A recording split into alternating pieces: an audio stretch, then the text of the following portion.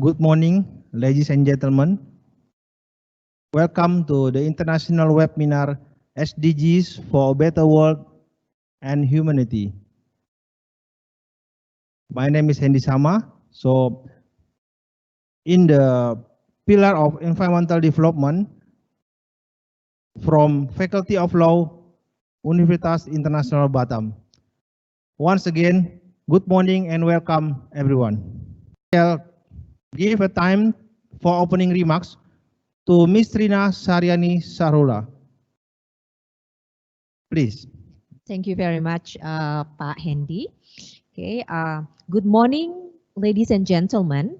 The United Nations reported that 1 in 3 people in the world do not have access to safe drinking water. This is true since lots of communities do not have access to clean water and sanitation. One of the examples are people of Tebing Tinggi, coastal village in Rempang Cate, Batam City. Prior to direct aid program from the Australian government and donation from Master of Law students, people in the village live in very poor water facilities. Water was not clean and mixed with soil and dirt. People had to travel by small boats about 20 minutes to buy clean water for drinking and cooking. In 2019, the Master of Law students selected to realize Goal 6 of the Sustainable Development Goals, or SDGs, by providing a drill well to the community.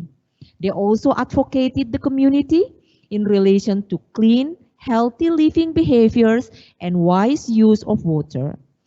The activity constituted a community service as part of the implementation of the 3 pillars of higher education and a concrete implementation of human rights and democracy course in which the Sustainable Development Goals, or SDGs, were discussed and analyzed in the classroom. This is a real practice of the outcome-based education, which is adopted by the Master of Law program of Universitas International Batam. According to the United Nations report that since 2007, more than half of the world's population have been living in cities, and that share is projected to rise to 60% by 2030. Batam has experienced rapid urbanization that results in the increased number of slum dwellers. In 2017, the Director of Promotion and Public Relations of the government Batam reported that approximately 40,000 heads of families built illegal houses in the slums. This number keeps on increasing every year and becomes a big problem for Batam City.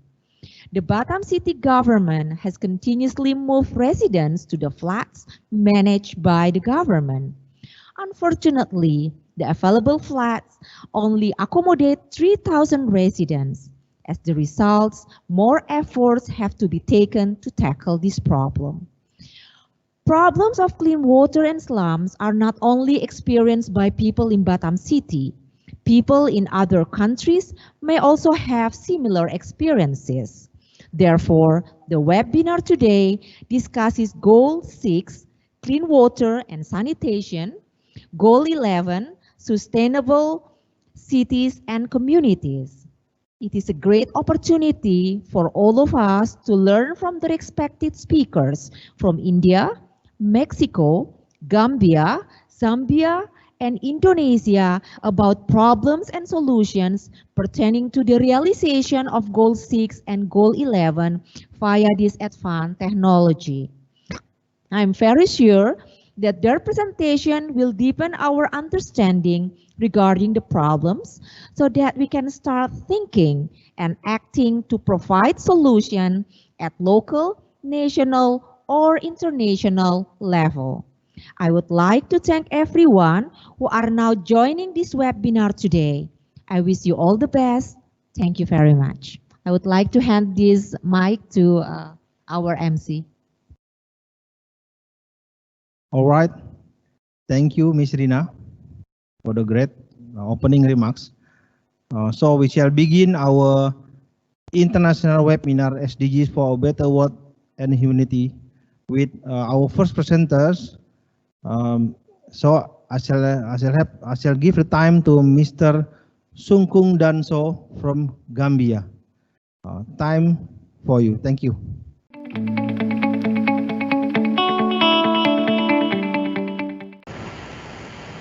Okay. Good morning, everybody. Assalamu alaikum wa rahmatullahi wa barakatuh. I am from Gambia. My name is Sunkung Danso. I'll be presenting on sustainable city and community, which is goal 11. We move to next.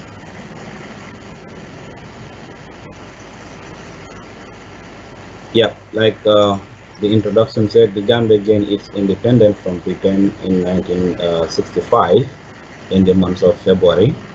Our capital city is Banjul. Since then, the Gambia is democratically stable up to we can say up to 1994, when a military coup took over the constitutional government, and they installed themselves into power. And two years later, we went back to civil rule again, and the military ruled for 22 years. And 2016, the Gambia people decided to change the government once again. If you are not hearing me, you can let me know, right?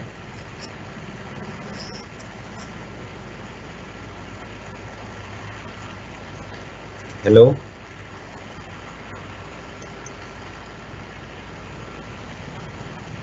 Are you hearing me? Can hear you. The slide is moving. Right now you can continue. Danso? Yeah. Yes. So there. Okay. I was saying, if you are not hearing me, you can let me know. Okay. The Gambia. Go to the previous slide. I just want us to talk about certain things. The GDP. Previous slide.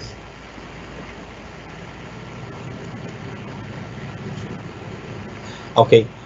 Like I said, when that happened in 2016, like currently our population is 2.2 million people, and the land size is 11,000 square kilometer. The largest cities in Gambia are Serakunda and Brikama, and our poverty rate stand at 48%, and while the GDP is at $716 by 2018. The Gambia is tax-based economy. The economy depends on more of tax, and also we depend on farming, fishing, and tourism. These are the major activities. Next. Most of the Gambian people live in rural area, especially among women are poor. However, the urban poverty can be visible in most of the cities and the peri-urban areas. Serakunda and Brikama are considered peri-urban because they are far away from the capital city a little bit. So this is the map, Gambian map. You can see Gambia is a small country. It runs that way. So I was born at the dead end where you see Sutukoba. That's where I was born. But I was living in Serakunda. Next, the UN Habitat in their report in 2012 projected that there will be 25 mega cities in the world, and 17 of them will be situated in developing countries. The climate experts also projected that 1 meter sea level rise will make Banjul to sink. That is our capital city. Our capital city is situated in an island, so basically, this is what climate experts projected. And in 2000 and between 2010 and 11, the government engaged into a massive project to refill the sea. You know, at some point the water was coming very close to the people, so the government have to engage into this project to refill the sea, so that to push water a bit. And when that happened, it is now the water is a little bit far away from the road. So you can see in this picture, if you look down, you will see a white sand. That white sand is the refilling that brought that white sand there.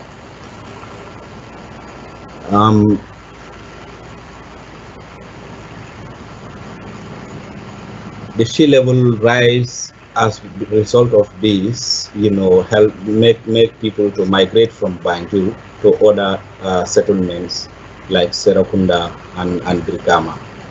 Next, these cities are characterized with some features, that is overcrowding and other congestion, transportation problem.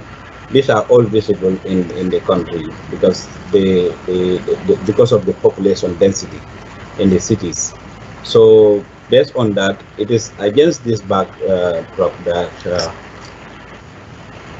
that this research aims to study the climate change adaptation through an eco-social approach, which emphasizes on the health of the people and the planet. The objective of the study is to create awareness on the consequences of climate change and why sustainable cities and communities are necessary in the crucial time in the world. Because we are all aware that we are in a very crucial time now. You can see this with the advent of coronavirus, it's also making a lot of problems for the world economy. Countries' economies are badly affected. Small country like Gambia, we are badly affected because the Gambia is no exception to this rule. Like recently, what citizens are doing is to support and complement the government's effort in trying to bring sustainability in the lives of the people, because people are not working and the government is still observing a lockdown rule to contain this virus.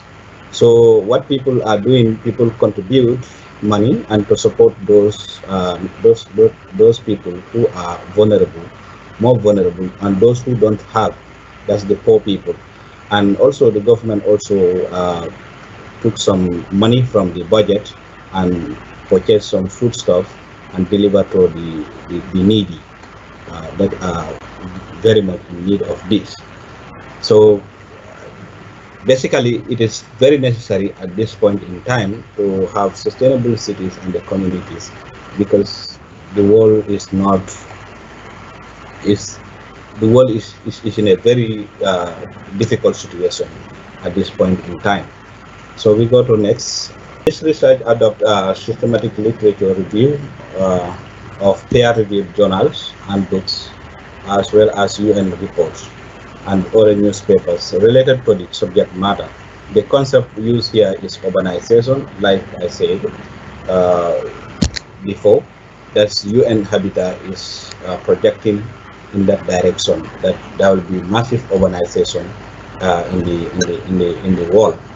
But basically, in the developing countries, that's where it is going to happen.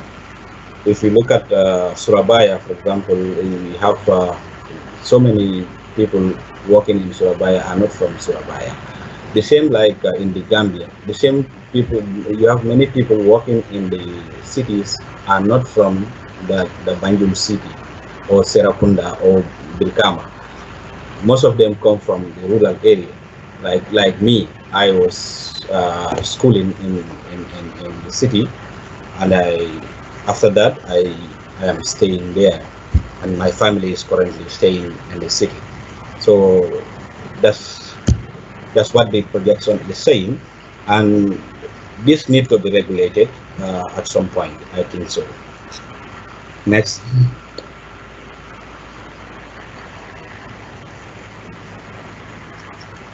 Sustainable cities serve for different purposes and contribute for resource demand management, such as awareness creation, infrastructure, and community engagement. These are very key because cities serve for different purposes, and then the resources in the city are said to be very limited. So therefore, we have to manage these resources judiciously. So the awareness creation is important, and the infrastructure need to be put in place.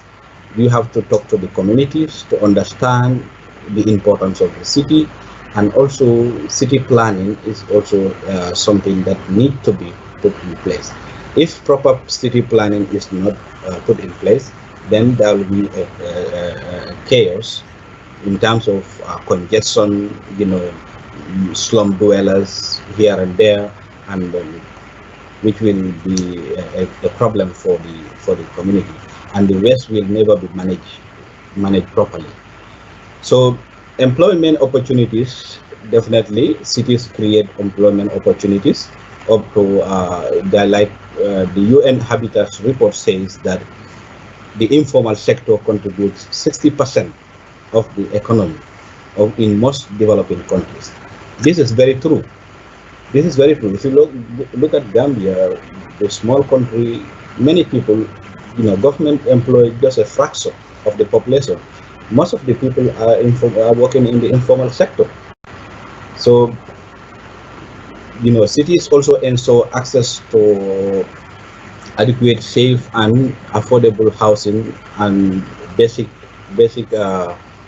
services such as safe transportation, proper drainage system, and others. Provide recreational centers for all and sundry, and city planning that support economic, social, and environmental management. So this is very essential in the Gambia. Like this is one of the priority areas in the National Development Plan right now, because they realize that ever since Gambia gained its independence, we are still using the same colonial policy of housing. So right now they are trying to do what is called city planning, and I don't know how, I'm not been following how far they have gone with this, but it's they are working on it to make sure that the cities are well planned and these drainage systems are rehabilitated and others. Like recently, what happened in our capital city, it is currently raining in the Gambia. There was flood, and a guy lost his life during this flood. So, next.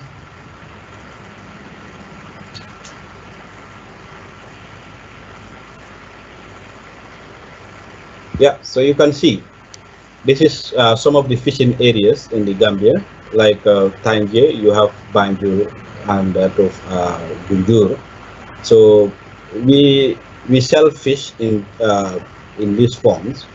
Either you buy it in fresh, or they dry it, by smoking, or they dry it with the sun with some salt to preserve it for future use. Yeah, so Gambia produce a lot of fish, in the Gambia. So I can say basically every day Gambians can eat fish. In average homes we eat fish at all time. Next.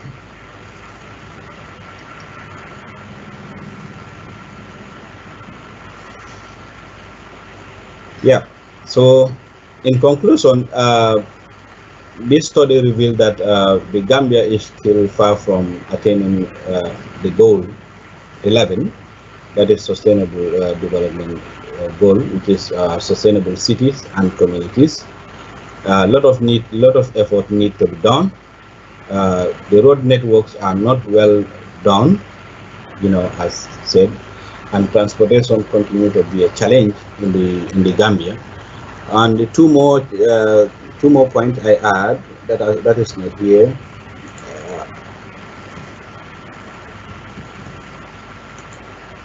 That is there is a need for migration policy to regulate rural-urban migration.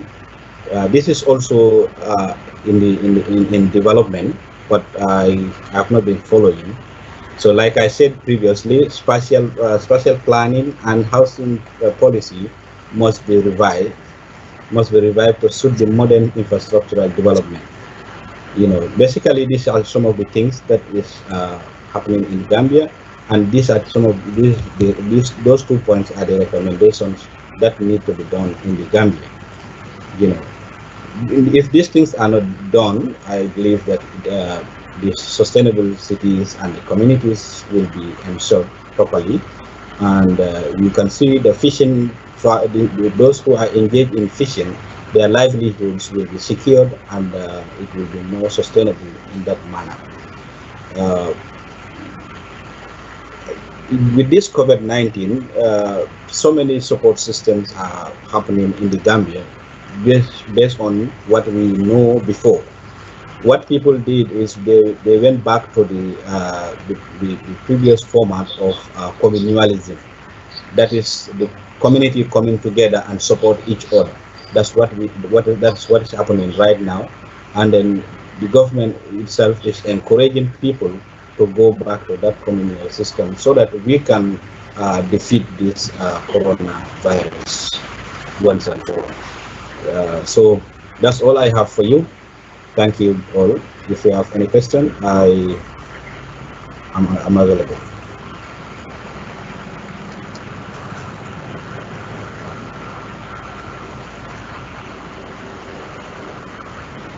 Thank you. All right. Thank you, Mr. Sunkung Danso from Gambia, for presenting us with the subject about how attaining the goal of 11 of Sustainable Development Goals. Okay. Yeah. Okay, so I shall summarize it. The inhabited of 2012 projects, still a concept of urbanization is employed to discuss the subject matters.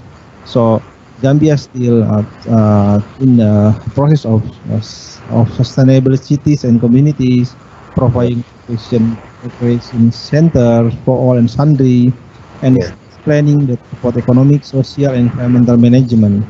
So since there are many people there, most working in informal business, so one of the main business is both sustainable communities. One of them is fishing. So that is still far from attaining the goals, but still there are many challenges ahead. So we hope that this become some of the reference for all the audience. So the next we shall present the question from the participant that already been written. Please, and you may answer this. That is what the role of citizens in supporting the cities. That's what I'm saying. Like we have private cleaning companies. That's the citizens' own companies that are for cleaning and collection of the waste. This is what citizens do to contribute their quota in sustaining the cities. And cities also offer their services to the municipalities in terms of rehabilitation works that they want to do or whatever. This is the role of citizens that they are playing in the community. And all those cleaning companies, what they did is they just partner with the authorities to help them in that area of cleaning the communities, the cities, and they will dispose this waste, and then with a special arrangement with the city dwellers, with those living in the city. So, right. Like I said, with the COVID-19, like we are restored. We went back to the communal system, whereby communities have to support each other in terms of difficulty. So with COVID-19, we took the whole world by surprise, and all economies are all held in ransom. So there was little bit economic activities, because even the markets, they have a very limited time to open, so that people can just go in and then get their food and go back home. So basically, there is no economic activities going on right now. So people are just helping each other. So this is what Gambia is doing in order to still revive the community when this coronavirus thing is over. So really, right now, the communities are well much engaged into resource mobilization, so that they can support each other. Because there are some people who live like they don't have what they want, what they will save for tomorrow. Whatever they have, they eat for today, and then tomorrow also they go and hunt for what they want to eat. So this is the support system that is available in the Gambia, and then we are hoping that this will continue as this coronavirus is still, we don't know the when it shall be over. Right. Thank you for the answer for the question. So it's very glad that we are receiving the good news that the government is still trying to let's say survive within this era this pandemic of COVID-19. Thank you for your presentation. That's what we have basically answer of all the questions from participants. Okay. Thank you. So we will move to the next presenter after this. Thank you very much, Mr. Sunkung Danso from Gambia. Thank you. All right, ladies and gentlemen, we shall present the video from Ruth from Zambia. She's our presenter for the second presenter for today's session. So the time is yours for Ruth. So we just play. We will play the video. What Ruth has already given to us. Thank you.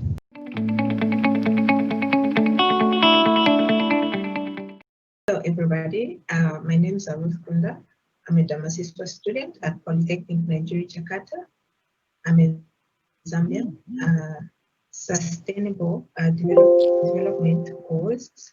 Today I'll be talking about clean water and sanitation. Next.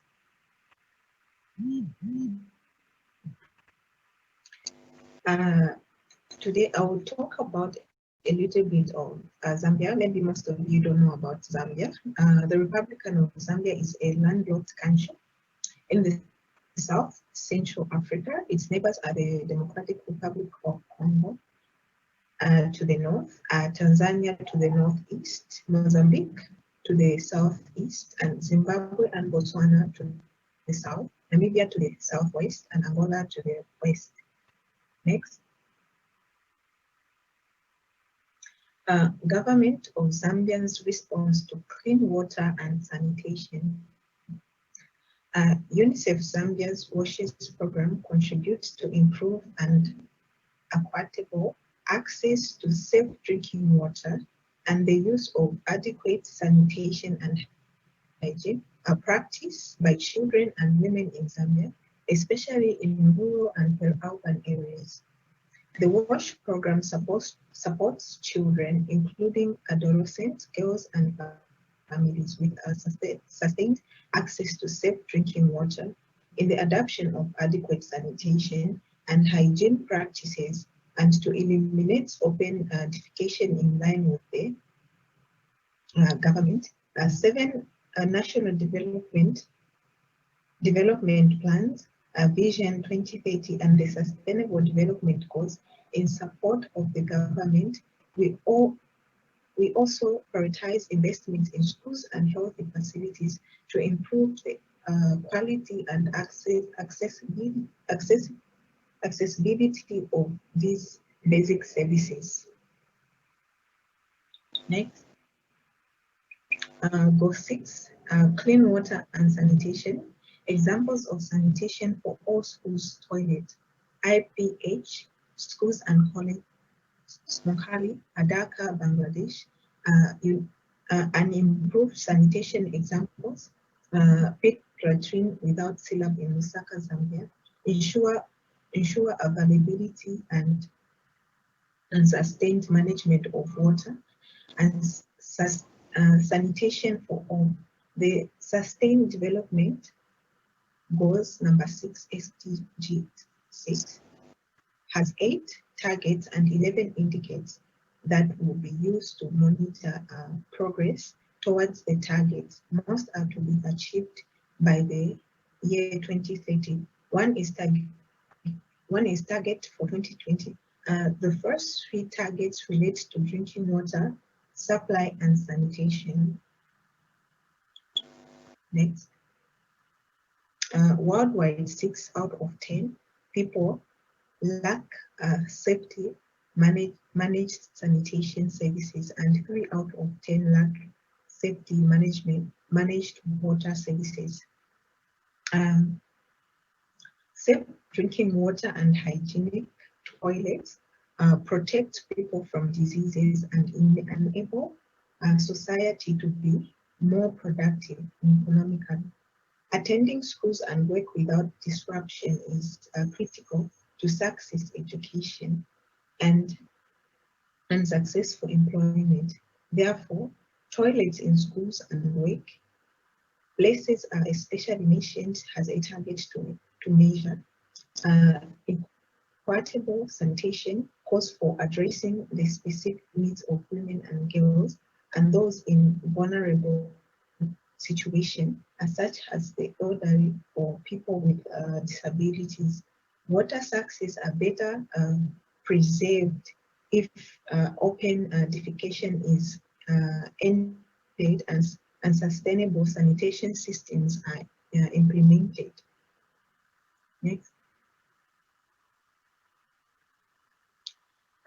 Ending open defecation will require a provision of toilets and sanitation for 2.6 billion people, as well as behavior change of the users.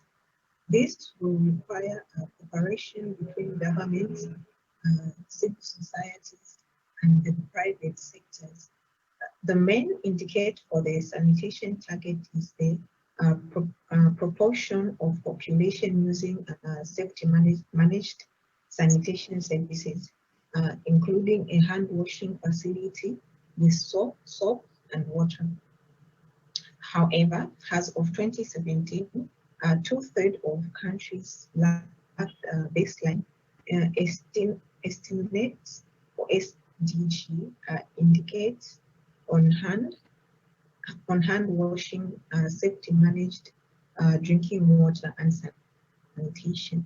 Services from those that were available, it is found that 4.5 billion people currently do not have safety managed sanitation. To meet SDG targets for sanitation by 2030, nearly 1/3 of the countries will need to accelerate progress to end open defecation, including Brazil, China, Ethiopia, India, Indonesia, Nigeria, and Pakistan. Next. Benefit of improving sanitation. Benefit of improved sanitation extend well beyond reducing the risk of diarrhea. Those includes reducing the spread of intestinal wounds and trichoma, which are neglected tropical diseases that cause suffering for millions. Reducing the sovereign and impact of malnutrition, promoting dignity and boosting safety, particularly among women and girls, promoting schools attendance, girls' schools attendance is particularly boosted by the provision of separate sanitation facility and potential recovery of water, renewable energy and nutrients from far west. Next.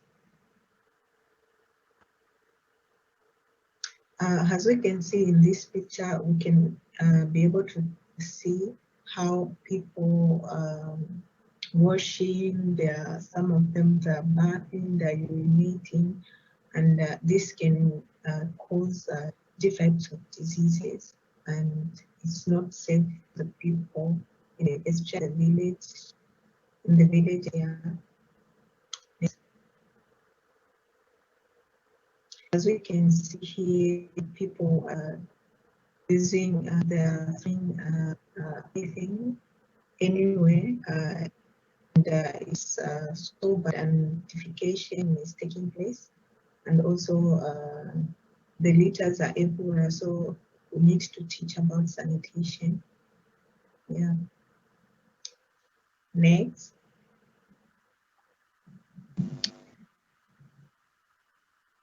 You have missed my questions. These are the two questions that I'll be answering. How is the progress of the SDGs target in Zambia in 2020? The 2020 African SDG indicates showed that Zambia was one of the 11 countries out of 50 in SADC countries who scored above 50, indicating that at least they are halfway towards activities. The SDG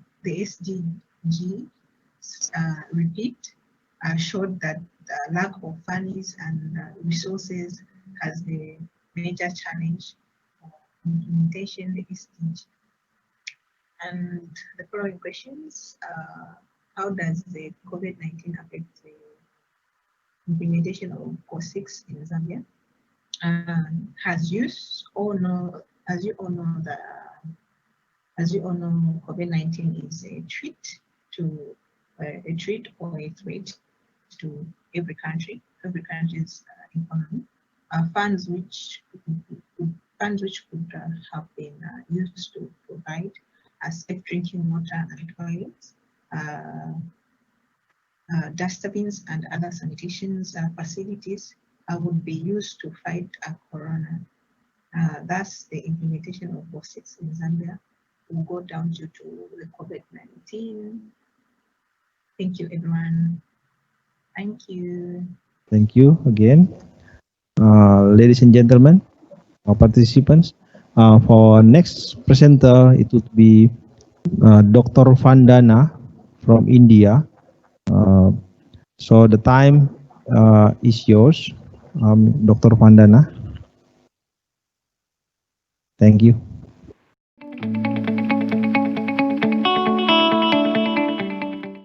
Everyone. So it's first of all, I would like to thanks the presenter, all other distinguished presenter and organizers for giving me an opportunity to speak about sustainable development and the various goal of sustainable development, which is really very important for all of us to rethink about the world, about the nature and other things. So my presentation basically it is on Sustainable Development Goal 6, which is meant for the clean water and sanitation. So as you can move ahead with the slide, I'm just continuing with the presentation. We all know that world economy have unified in their effort to achieve the goals of sustainable development. This is in sheer contrast to the earlier approaches where government pursues goals for the growth growth and development of their respective economies. And we know that sustainable development has become the buzzword of the international community. The struggle for growth and excellence has created imbalance in the economic development amongst countries, depleted some of the natural resources, and has thus altered the ecological balance. Since this threatens the very existence of human life on earth, a course of action that would ensure a safe environment for future generation has become the need of the hour. Sustainable development, next slide you can say, we can say that sustainable development is a term coined to ensure that development take place in such a way that natural resources are sustained and passed on to the future generation unimpaired. We know when we talk about the sustainable development goals, there are 17 sustainable development goals aims to build a more prosperous, more equal and more secure world by the year 2030, and it have been developed by, at that time it was adopted by 193 member state of the United Nations General Assembly Summit in September 2015 as a part of their agenda for sustainable development. India from the very beginning is a signatory to this summit and is strongly committed to the 2030 agenda. At this juncture, I would like to say again that this paper makes an attempt to understand the challenge encountered by India in achieving the sustainable development goals. The paper also makes an attempt to suggest measures to overcome the challenges. Next slide, please. When we talk about the sustainable development, we are aware that which came into effect in 1st January 2016 is an improvement of the Millennium Development Goals. In India, as far as MDG are concerned, considerable progress has been made in the field of basic universal education, gender equality in education, and global economic growth. However, there was slow progress in the improvement of health indicator related to mortality, morbidity, and various environmental factors contributing to poor health.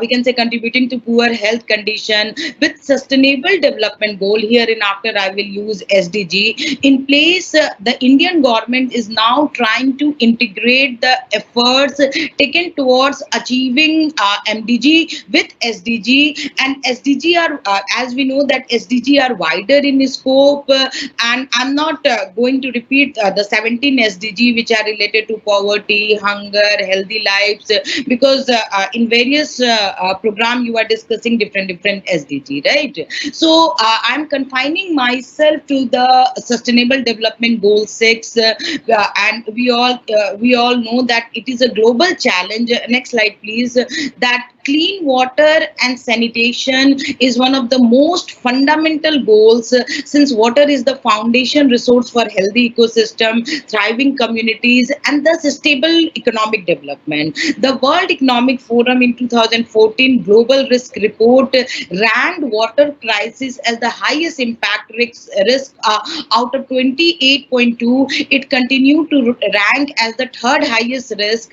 in terms of impact in the 2016 report. And we are aware that while 2.6 billion people gained access to improved drinking water compared to 1919 baseline during the period corresponding to Millennium Development Goals, which ran from 2000 to 2015, 663 million people are still reliant on source like unprotected wells and springs. On the other hand, sanitation is also a key development priority, with inadequate sanitation affecting individual health and dignity as well as national economic productivity. Globally, 2.5 billion people lack access to improved sanitation, while 1 billion people practice open defecation, 9 out of them 10 in rural areas. And we are having this in India also. We also know that 1 in 3 people already live in a country with moderate to high water stress, and by 2030 nearly half the a global population could be facing water scarcity, with demand outstripping supply by 40%. Water availability and quality is threatened by pollution, the impact of climate change, population growth, and increasing consumption. We are also aware that freshwater resource management is a complex area, with watershed wide approaches evolving to take account of the shared nature of water resources. Water conflict can emerge where access to use of water resources is perceived to be unfair. For example, the high prices currently commanded by almonds have led to increased planting of this particularly water intensive crop in California. There are other examples also. So now come to the goals. Next slide, please. We are going to discuss each and this. Next, please come to the next, please. One by one, where we are going to discuss the goals. This I have already discussed. Please, next. Next one.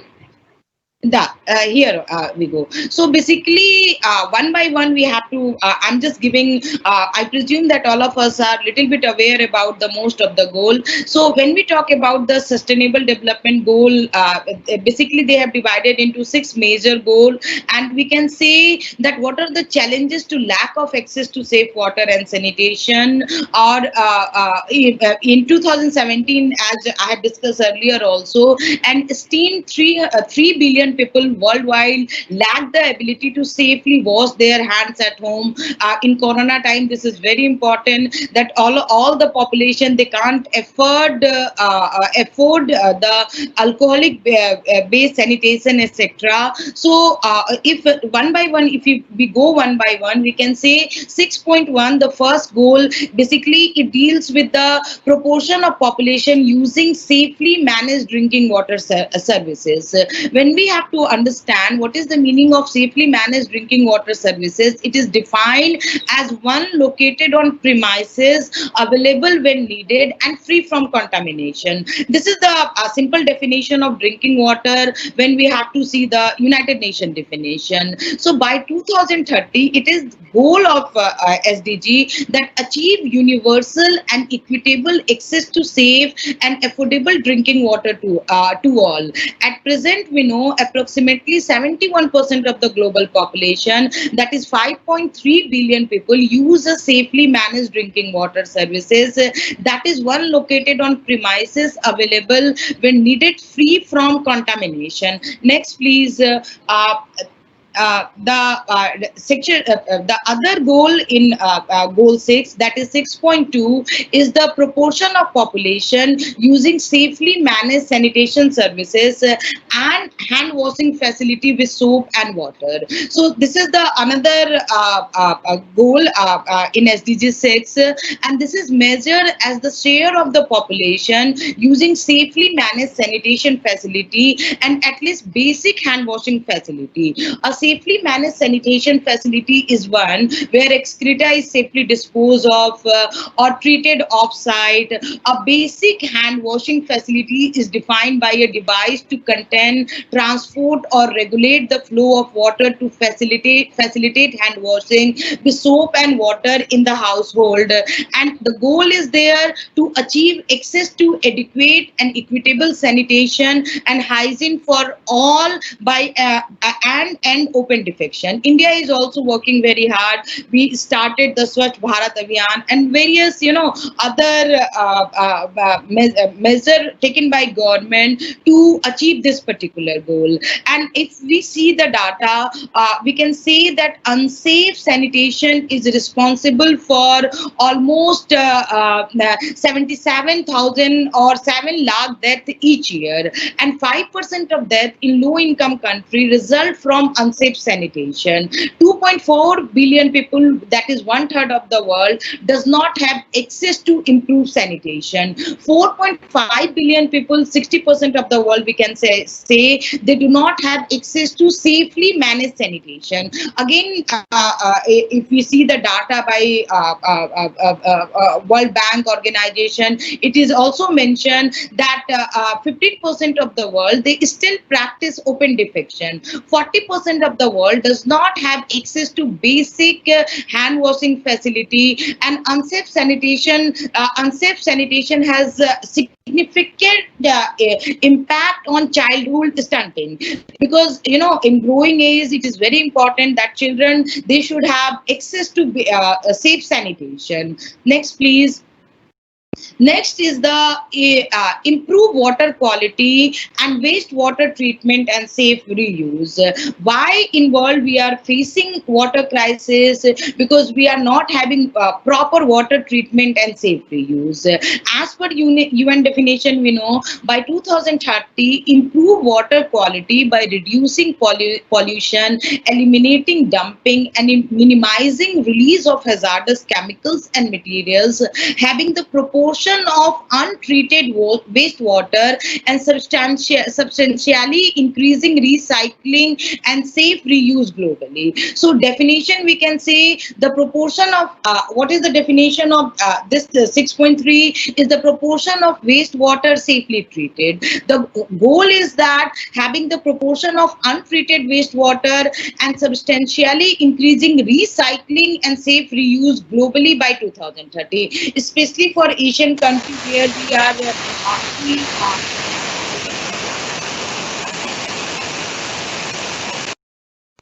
where we receive good rainfall. It is very important that we should treat water properly, and that will come out as a solution for so many other problems.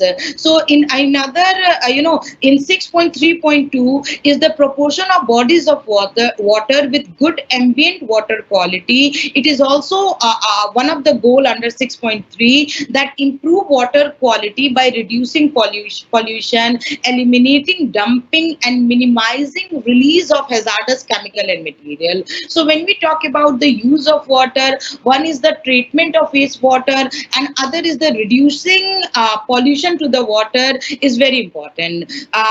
Then water quality, what we say, the water quality describe the condition of water, including chemical, physical, and biological, so many other characteristics.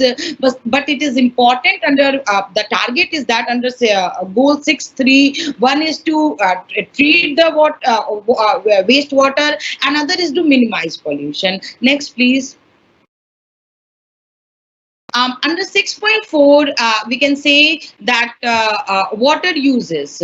Water use, water is the change in water use efficiency over time. Water efficiency is measured here in the SDG tracker as a productivity metric, given as a country total gross domestic product divided by total fresh water withdrawals.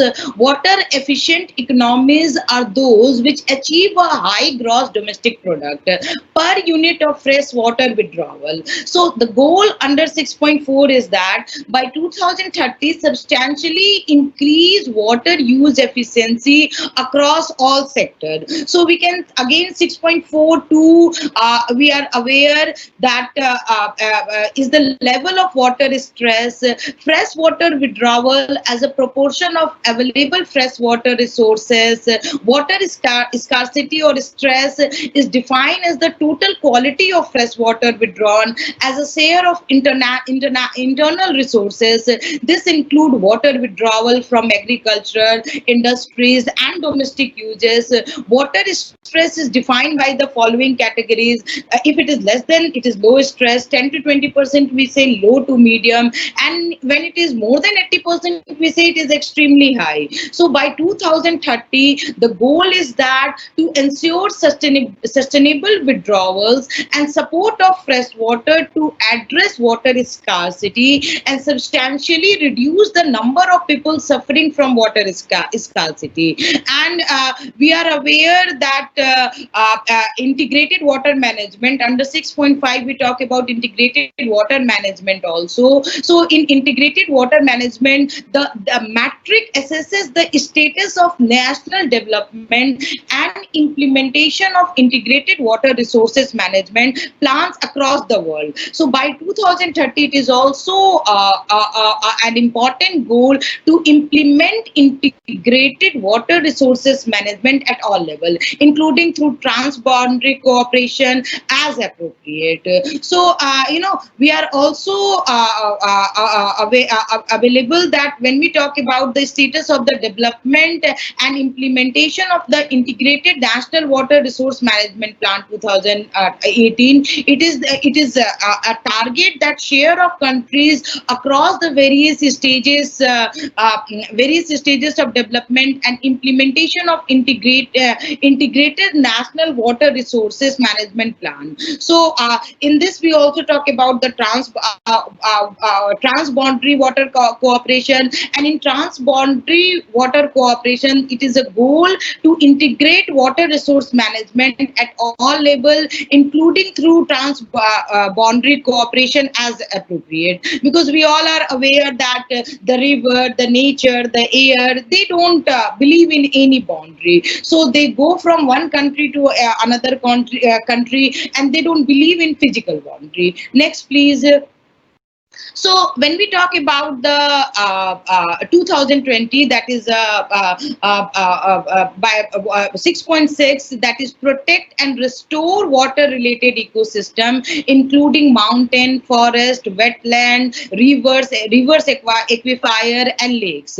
So the next target under SDG 6 is to protect and restore water related ecosystem. One thing I forgot to mention, that I mentioned in my slide also. So when we talk about, we all are aware that Earth is covered by 70 to 71% of water, but we are having only 3% of fresh water system. So we need to understand, as we have seen in Cape Town and in other countries, that how the fresh water resources they are decreasing, and if this will continue, we all are going to face major problem if we will not take care, or if we will not start taking care right now. So in 6.61, which talks about the protect and restore water related ecosystem, it is very important that all of us should restore water related ecosystem and changes in the extent of water related ecosystem over time. The goal is that by 2020, protect and restore water related ecosystem, including mountain, forest, wetland and other things. The target is set to be achieved by 2020, which certainly we are unable to do due to the world pandemic. Unlike most SDG target, we extended for 2030, but for this, the deadline was 2020. So when we talk about the water related ecosystem, there are 5 categories of water related ecosystem, and we know we say the vegetated wetland, rivers, estuaries, lake, aquifer and artificial water bodies. Each of these water related ecosystem categories plays a significant role in delivering water related services. So again after that, next slide please, we are having 6.A and 6.B. So 6.A, when we talk about the 6.A, is the amount of water and sanitation related official development assistance that is part of a government coordinated spending plan. This metric is assessed as the total official development assistance allocated to water and sanitation related program, and it reported as the total per recipient country in constant 2015 USS per year, right? So the goal under 6.6a is by 2030 expand international cooperation and capacity building support to developing countries in water and sanitation related activities and programs. So when we come to the 6b, it says that local participation in sanitation management. 6b is the proportion of local administrative unit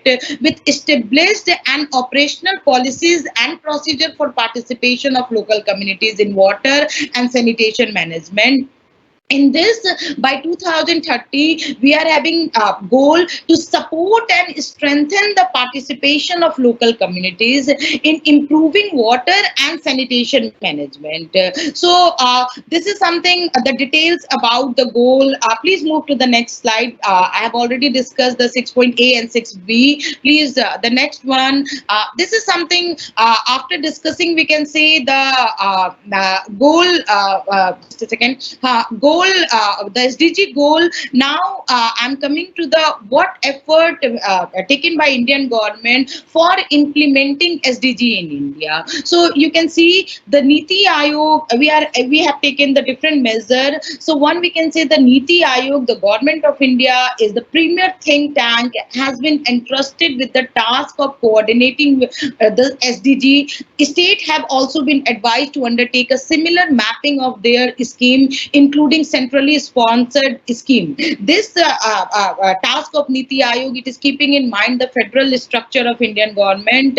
So the central as well as state government, they have to map a plan, and in fact they are doing also to implement the SDG goal by 2030. In addition, the Ministry of Statistics and Program Implementation is engaged in the process of developing national indicator for the SDG. Next, last in this, we can say many of the government flagship programs such as Swachh Bharat, Make in India, Skill India, Digital India, now we are having Atmanirbhar India also, are the core of the SDG. State and local government play a pivotal role in many of these programs. State governments are paying keen attention to visioning, planning, budgeting, and developing implementation and monitoring system for all the SDG. Next, please.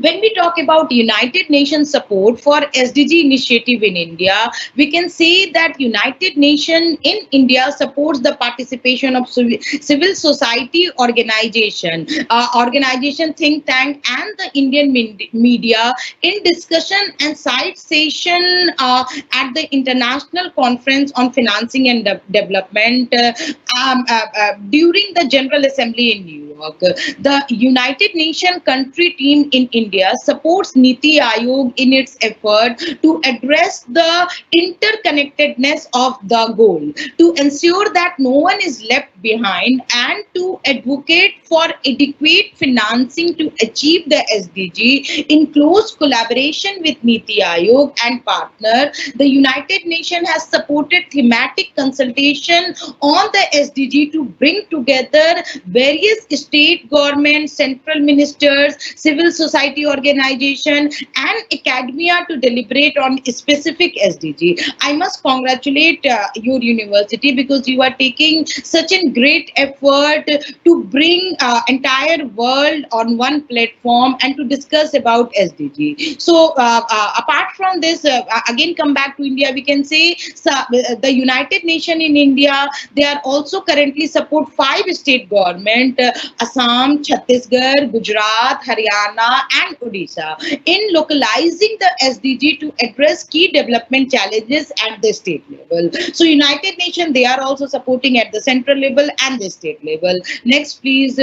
So when we talk about the challenges in attaining SDG in India, you can see that we have, next please, back slide. Can you go to the back slide? One more. challenges in attending SDG, right? So when we talk about the challenges in attending SDG in India, I have identified broadly the 4 areas have been identified. One is the defining indicator.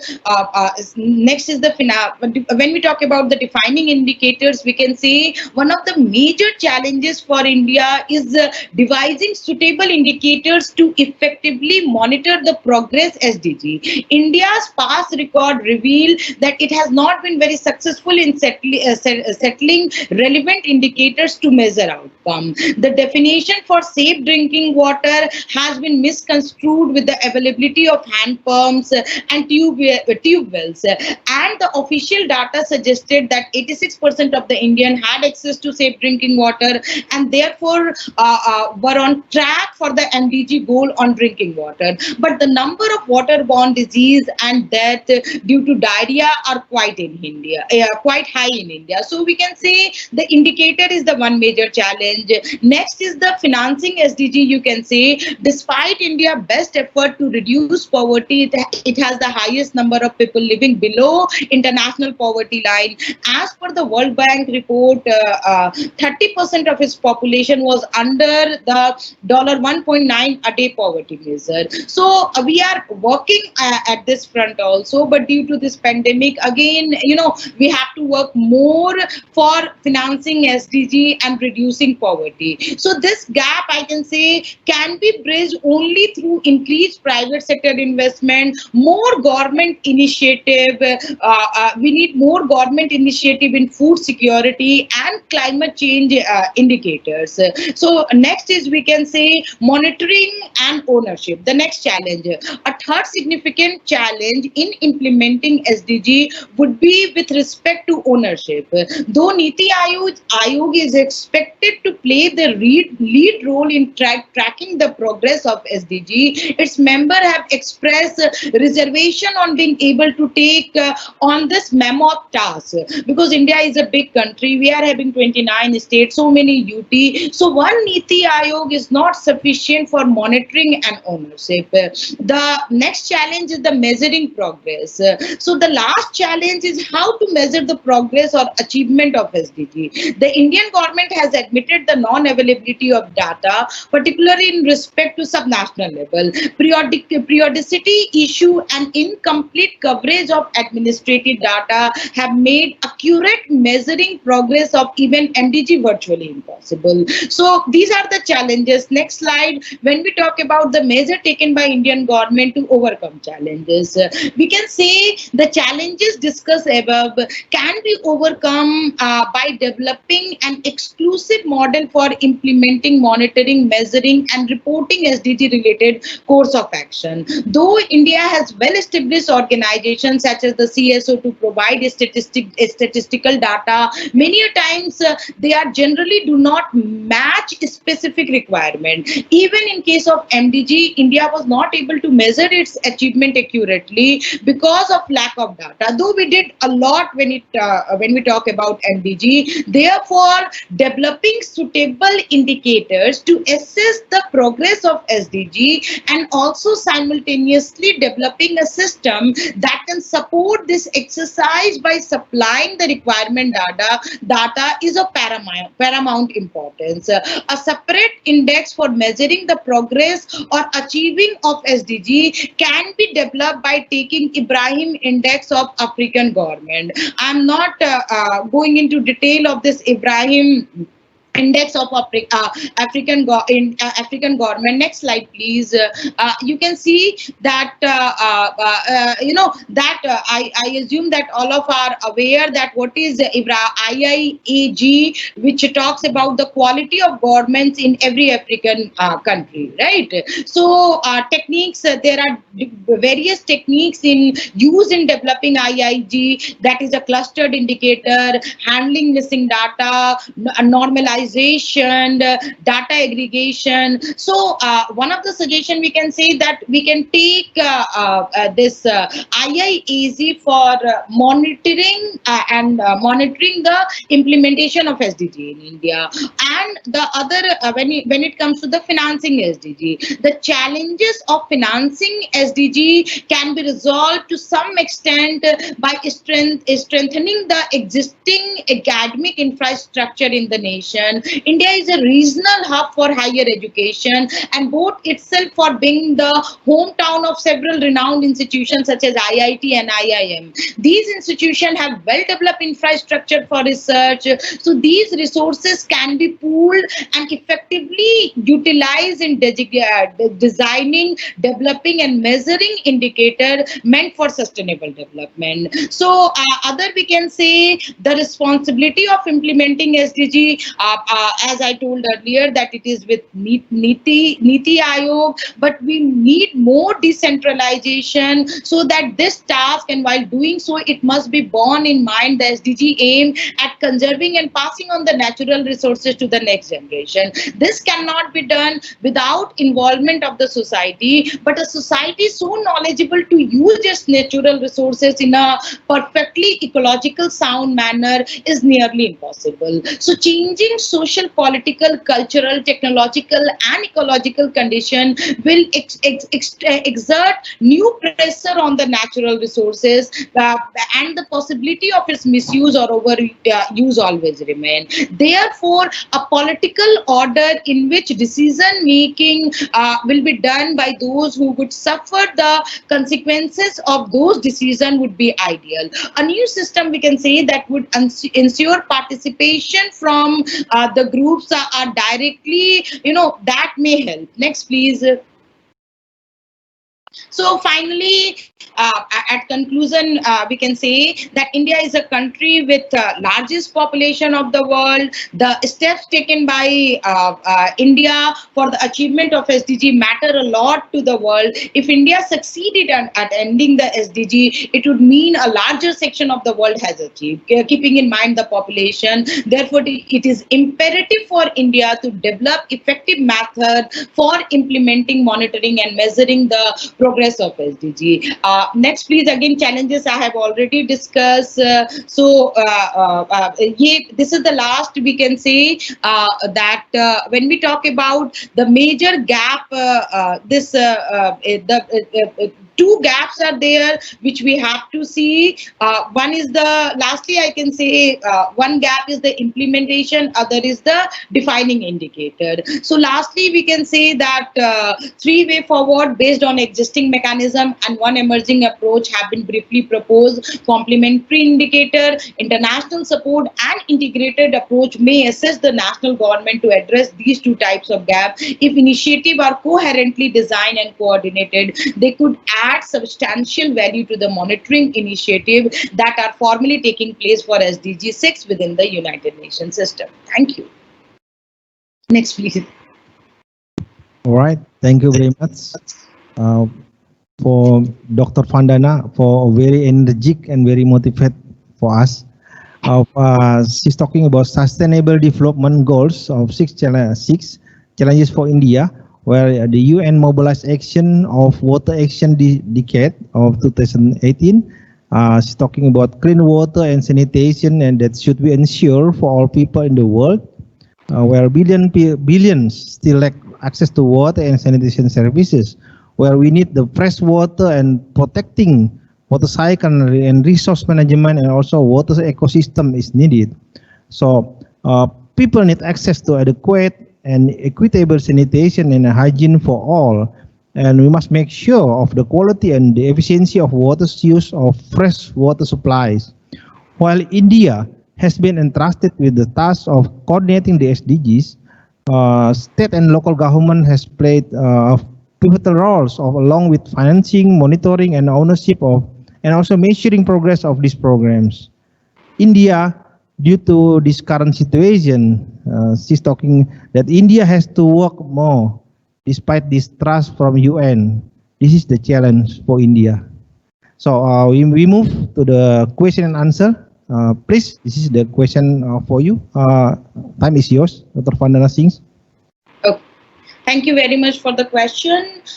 As far as first question is concerned, that is legal framework for right to clean water in international law. Yes, certainly we are having various treaties and convention which talks about the right to clean water in international law. So first I can say on 28 July 2010 through resolution 64/292, the United Nations General Assembly explicitly recognized the human right to water and sanitation and acknowledged that clean water, drinking water and sanitation are essential to realization of all human rights. So we can say the Human Rights Council resolution 18:1, that is in 2011. The other is World Health Assembly resolution in 2064/24 in 2011. Again, the United Nations, the appointment of an independent expert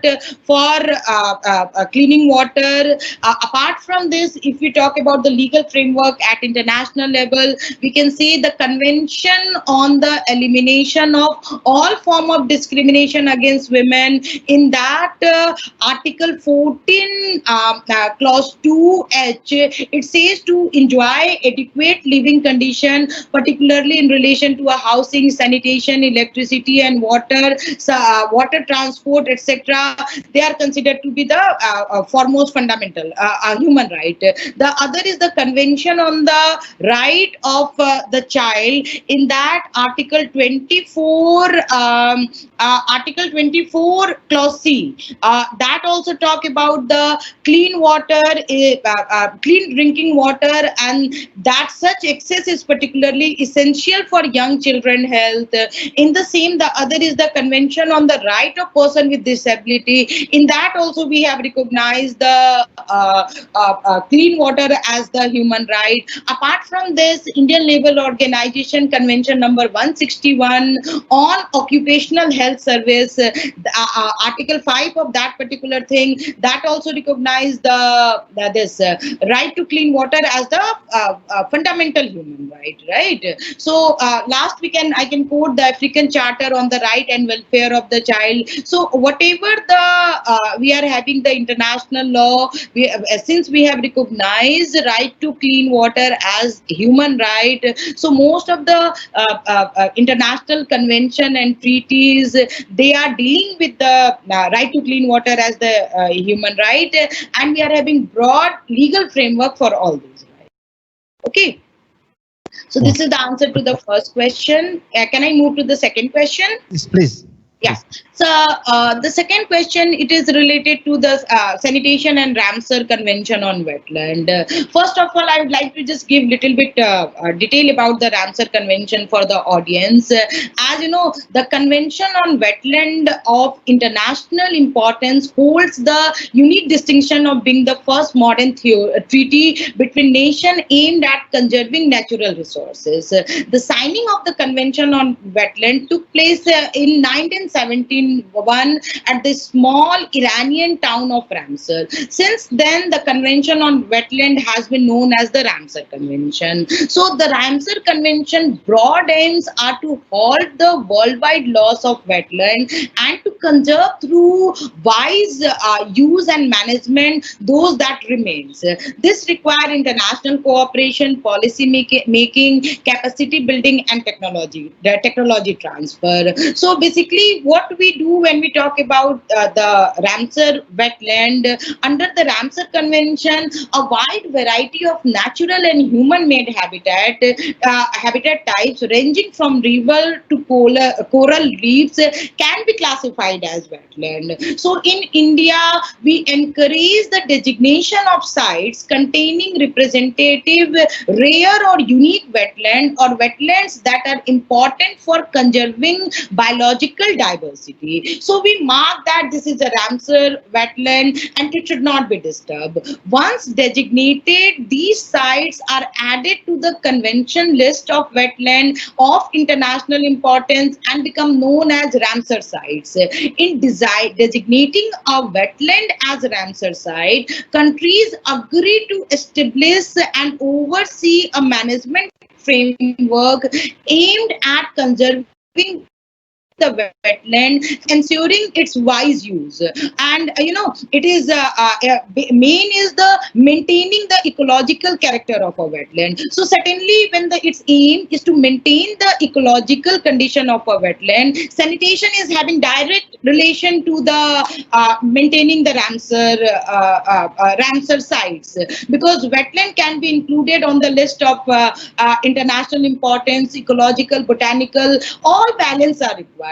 So if we are not maintaining proper sanitation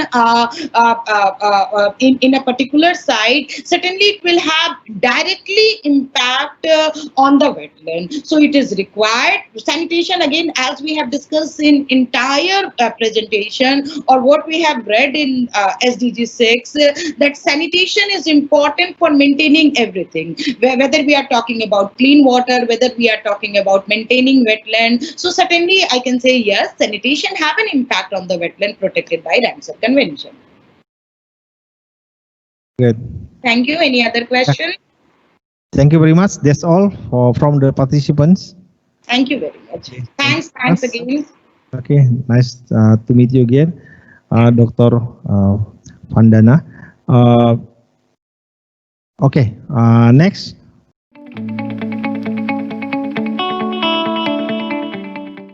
Before that, let us introduce ourselves. My name is Devin, and today I'm here with my friend Indah Yuanita, and we are architecture students from International University Batam. So the presentation will be first explained by Indah. Okay, next slide. Okay, as you can see here, these two pictures show very different conditions of environmental and living conditions. And our main goal here is to make cities more inclusive, safe, resilient, and more sustainable. Next slide.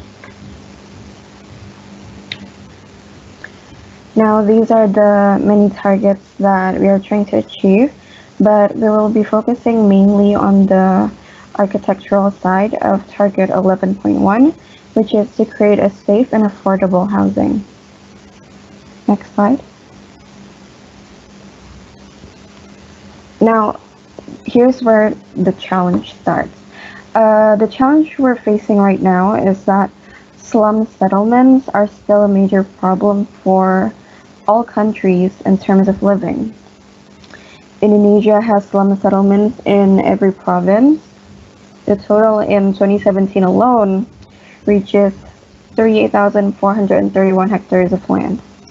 And on the chart on the right side on the screen, it shows that Central Java has the highest percentage of slum settlements in Indonesia, followed by West Java, South Sumatra, and East Java.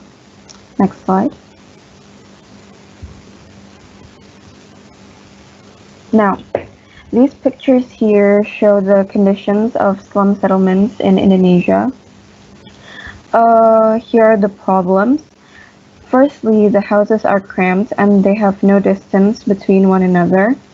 And from the picture, you can clearly see that the houses show a lack of distance and space, causing the flow to be messed up. And the second problem is that the occupants exceed the capacity of the house area. Let's say a land is meant to have approximately 20 houses, but because of the lack of distance between the houses, it messes up the organization, thus allowing them to build more houses than they should. Next, the problem is the houses are temporary and built illegally. Most of the slum settlements in Indonesia are built on empty government-owned lands, such as under bridges, on the edge of railroad tracks, and other inappropriate locations. Oh, and also the houses are built with makeshift materials such as scrap metal and wood and any material that they can find. The next point is that there is a lack of infrastructure such as clean water, sewage, electricity, and environmental roads. As previously mentioned, the houses are built illegally, so it is difficult for them to get proper infrastructure from the government. And next we have the lack of social facilities such as schools, place of worship, and medical centers, and many other services. Next slide, please. Now, COVID-19 is threatening cities and communities. Over 1,430 cities in 210 countries are affected by COVID-19. It's dangerous for public health, economy, social growth, education, and other sectors. Back in 2018, the share of urban populations rose up by 24%. Now, in the middle of the COVID-19 pandemic, over 95% of the total cases happen in urban areas, meaning that even clean and well-developed areas can fall victim to the virus, let alone a dirty and less developed area. Next. The next part will be explained by Devin. Okay, so what strategy is Indonesian government offering? So they created this program called Kotaku. Kotaku stands for Kota Tanpa Kumuh. Kota means city, Tanpa means without, Kumuh means slum. So Kotaku means city without slum. And the end goals here is to make Indonesia free of slums. Next slide.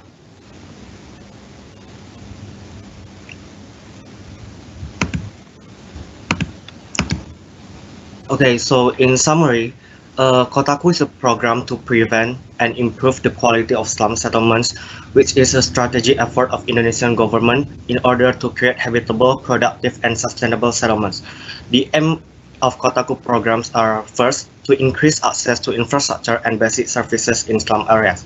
Second, urban area to support the realizations of habitable, productive urban settlements and sustainable. Next slide. Okay, this program definitely has a lot of benefits, such as first, to increase public access to urban infrastructure and services in slum area, such as drainage, clean water, drinking water, solid waste management, wastewater management, fire protection, green or public open space. Second, decrease area of slums area due to better access to urban infrastructure and services. The third, establishment and functioning of institutions at the city or district level to support the Kotaku program. Fourth, the needs of beneficiaries are met and are satisfied with the quality of urban infrastructure and services. And the last, to converting slum settlements into habitable settlements. Next. Okay, so the first plan to implement this program is in Surakarta, Indonesia. So Surakarta is a city located in one of the provinces with the highest percentage of the slum settlements that Indah stated before, Central Java. Okay, next. We take this Mangi area in Surakarta as an example. The problem here from the picture, you can tell that the houses have the condition of a typical slum settlements that Indah stated before earlier, with the lack of distance, no proper infrastructure, and the lack of social facilities. Okay, next. This is the master plan for this Kotaku program in Mangi area, Surakarta. These are the 4 locations that I will talk later. Okay, these are the before and after pictures. As you can see, the after picture, the houses are more organized. Also, they have environmental roads, more sustainable and more habitable. Next, the left side picture, as you can see, the before picture. From the picture, you might think that the area is fully developed, but this area is actually still a work in progress. They have only finished working on the roads, but not the housing, which is the right pictures. Okay, next. Okay, these are the 4 locations that I previously mentioned before. The first pictures include pedestrian ways to environmental roads leading to the housing. The second picture is a Wi-Fi area. The third and the fourth pictures are the public parks. These are still a work in progress, and we hope that the program goes well so we can take the program to the next step and start implementing in other area in Indonesia so we can achieve the end goal of this program, which is make Indonesia free of slums. Next. Okay, so I think that's all for our presentation. Talking about how increasing access to infrastructure and basic services, and how urban areas can be used for supporting the community, and they're trying to decrease the slum areas and establishment of functioning institution that's they have the implementation in Surakarta, Indonesia, and especially in Semanggi area where it's planned for the houses are more organized, more habitable, and then fully developed area, and also we are having in good living areas, clean and neat. That's a very great presentation. Okay, next we will move to the question and answer. Please answer this question. Thank you. Time is yours. Indah. Okay. First question. What should be done to inform and encourage members of community to prioritize cleanliness in order to establish a developed city? So as a part of community, we need to be more aware of the negative effects of a dirty environment. For example, dengue fever, asthma, lung cancer, diarrhea, and many more diseases. So we can also start a campaign to promote the benefits of having a cleaner environment. I think that's all for the answer. The next question will be answered by Indah. So the next question is, what can we do to make a better world? I would say to make a change, we need to start small. We need to look at ourselves and try to change and care more for the environment. Say, save water, use less plastic, reduce, reuse, recycle, and not throw our trashes everywhere.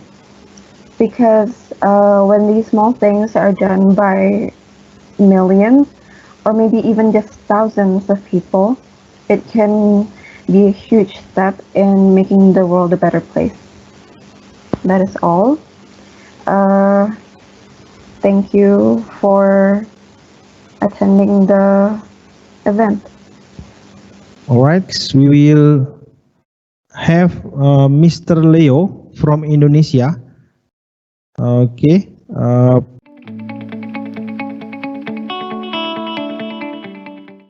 Some facts about SDGs Goals 11 in Indonesian. Goal 11 is about making cities and human settlement inclusive, safe, resilient, and sustainable. And today, I will talk about smart city. Next slide, please. What is a smart city? Smart city is a framework predominantly composed of information and communication technology to develop, deploy, and promote sustainable development practice to address growing urbanization challenge. Smart describes the city ability to create well-being for its citizens. As citizens get smarter, they are becoming more livable and more responsive. And today, we are seeing only a preview of what technology could eventually do in the urban environment. A big part of this ICT framework is essentially an intelligent network of connected objects and machines that transmit data using wireless technology. The cloud-based IoT application receive, analyze, and manage data in real time, while citizens engage with smart city with ecosystem in a variety of ways using smartphone and mobile device. As well, connected cars and home. Pairing device and data with a city physical infrastructure and service can cause and improve sustainability. Next slide, please. For example, connected traffic light receive data from sensor and car, adjusting light cadence and timing to respond to real-time traffic, thereby reducing road congestion. Connection card can communicate with parking meters and electric bicycle charging docks, and directs driver to the nearest available spot. Here are the ways the smart city improve multiplies aspect of the quality of life in cities. At the first, increase traffic safety, optimize emergency response, public transit apps availability, and intelligent traffic management.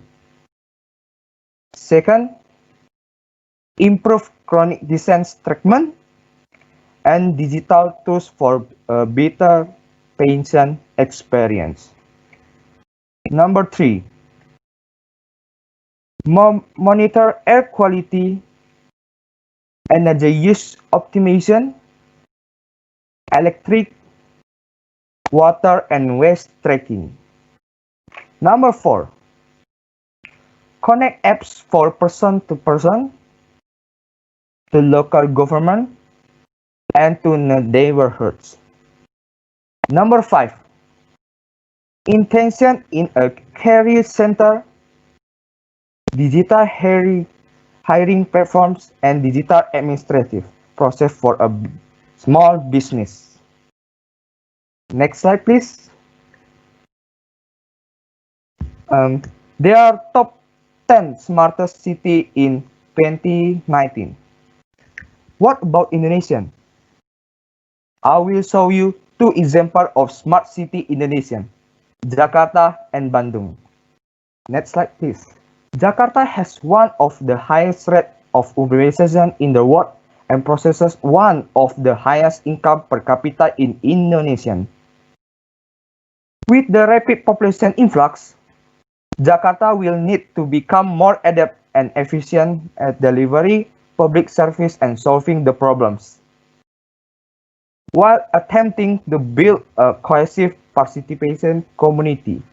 The Jakarta Smart City Program was launched on 14 December 2014 with a goal for smart governance, smart people, smart mobility, smart economy, smart living, and the smart environment in the city, using the web and various smartphone-based apps. Next slide, please. Bandung Smart City is a city that functions optimally in a manage various resources effectively and efficiently to solve various challenges and the problem using innovative, integrated, and sustainable solutions, where technology is a driving to provide city service that can improve the quality of life of the citizen towards a livable and lovable Bandung. There are 6 goals of Bandung Smart City, and the first is smart living, second is smart governance, 3 is smart society, 4 is smart branding, 5 is smart economy, and the last, smart environment. There are 4 major challenges in smart city implementation. The first is sufficient funds, lack of IT professional, inconsistent network connectivity, and cyber security risks. A report by a Smart City World refers that funding is a biggest challenge to implementing a smart city strategy. Making means deploy smart, complex infrastructure and for implementing digital technology. Besides, tons and tons of smart devices have to be integrated for data collection. In addition, to ensure smart city success, government needs to hire enough tax experts and city planners. Further, network requirements must be rightly met. Or, moreover, the hardware installed has to be audited frequently for the maintenance. All of this eat off a lot of money. Government should consider devising a strategy to create a appropriate revenue model for their smart city intelligence. And that brings us to the end. I'd like to thank you for your time and attention today.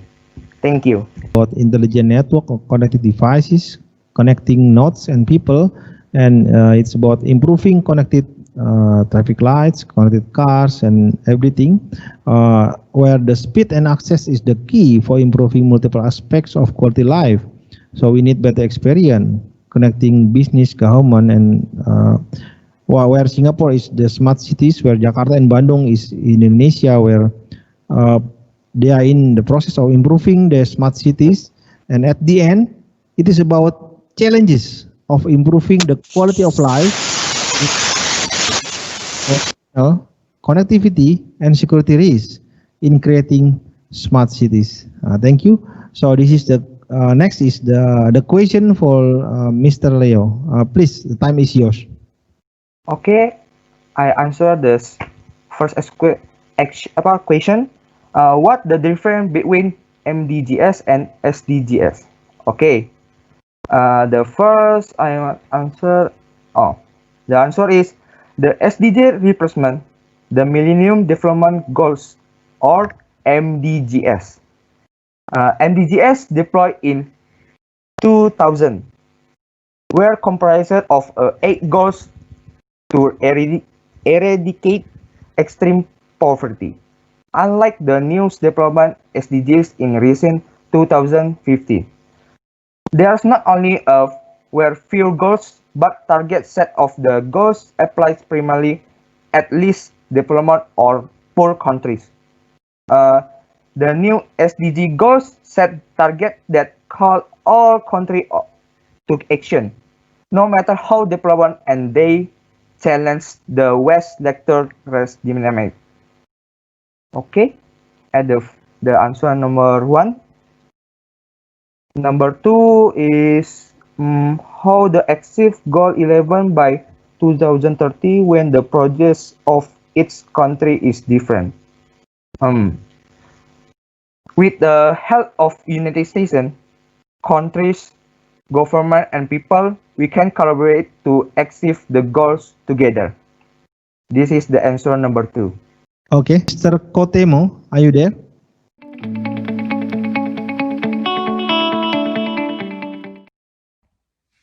Hello everyone, my name is Cuauhtemoc Alfaro. I'm from Mexico. Today I'm going to talk about sustainable cities and communities, which is part of Goal 11 from the UN 2030 Agenda for Sustainability. Before I start, I want to thank UIB for the invitation for today's webinar and also to you who have joined us today. Next. The agenda for today is the description of the goal. After I will talk about the targets, then is some examples of how Mexico is getting involved. And after I will give you some tips and recommendations of how can you support this goal. For the first slide, we have the mission, which is make cities and human settlements inclusive, safe, resilient, and sustainable.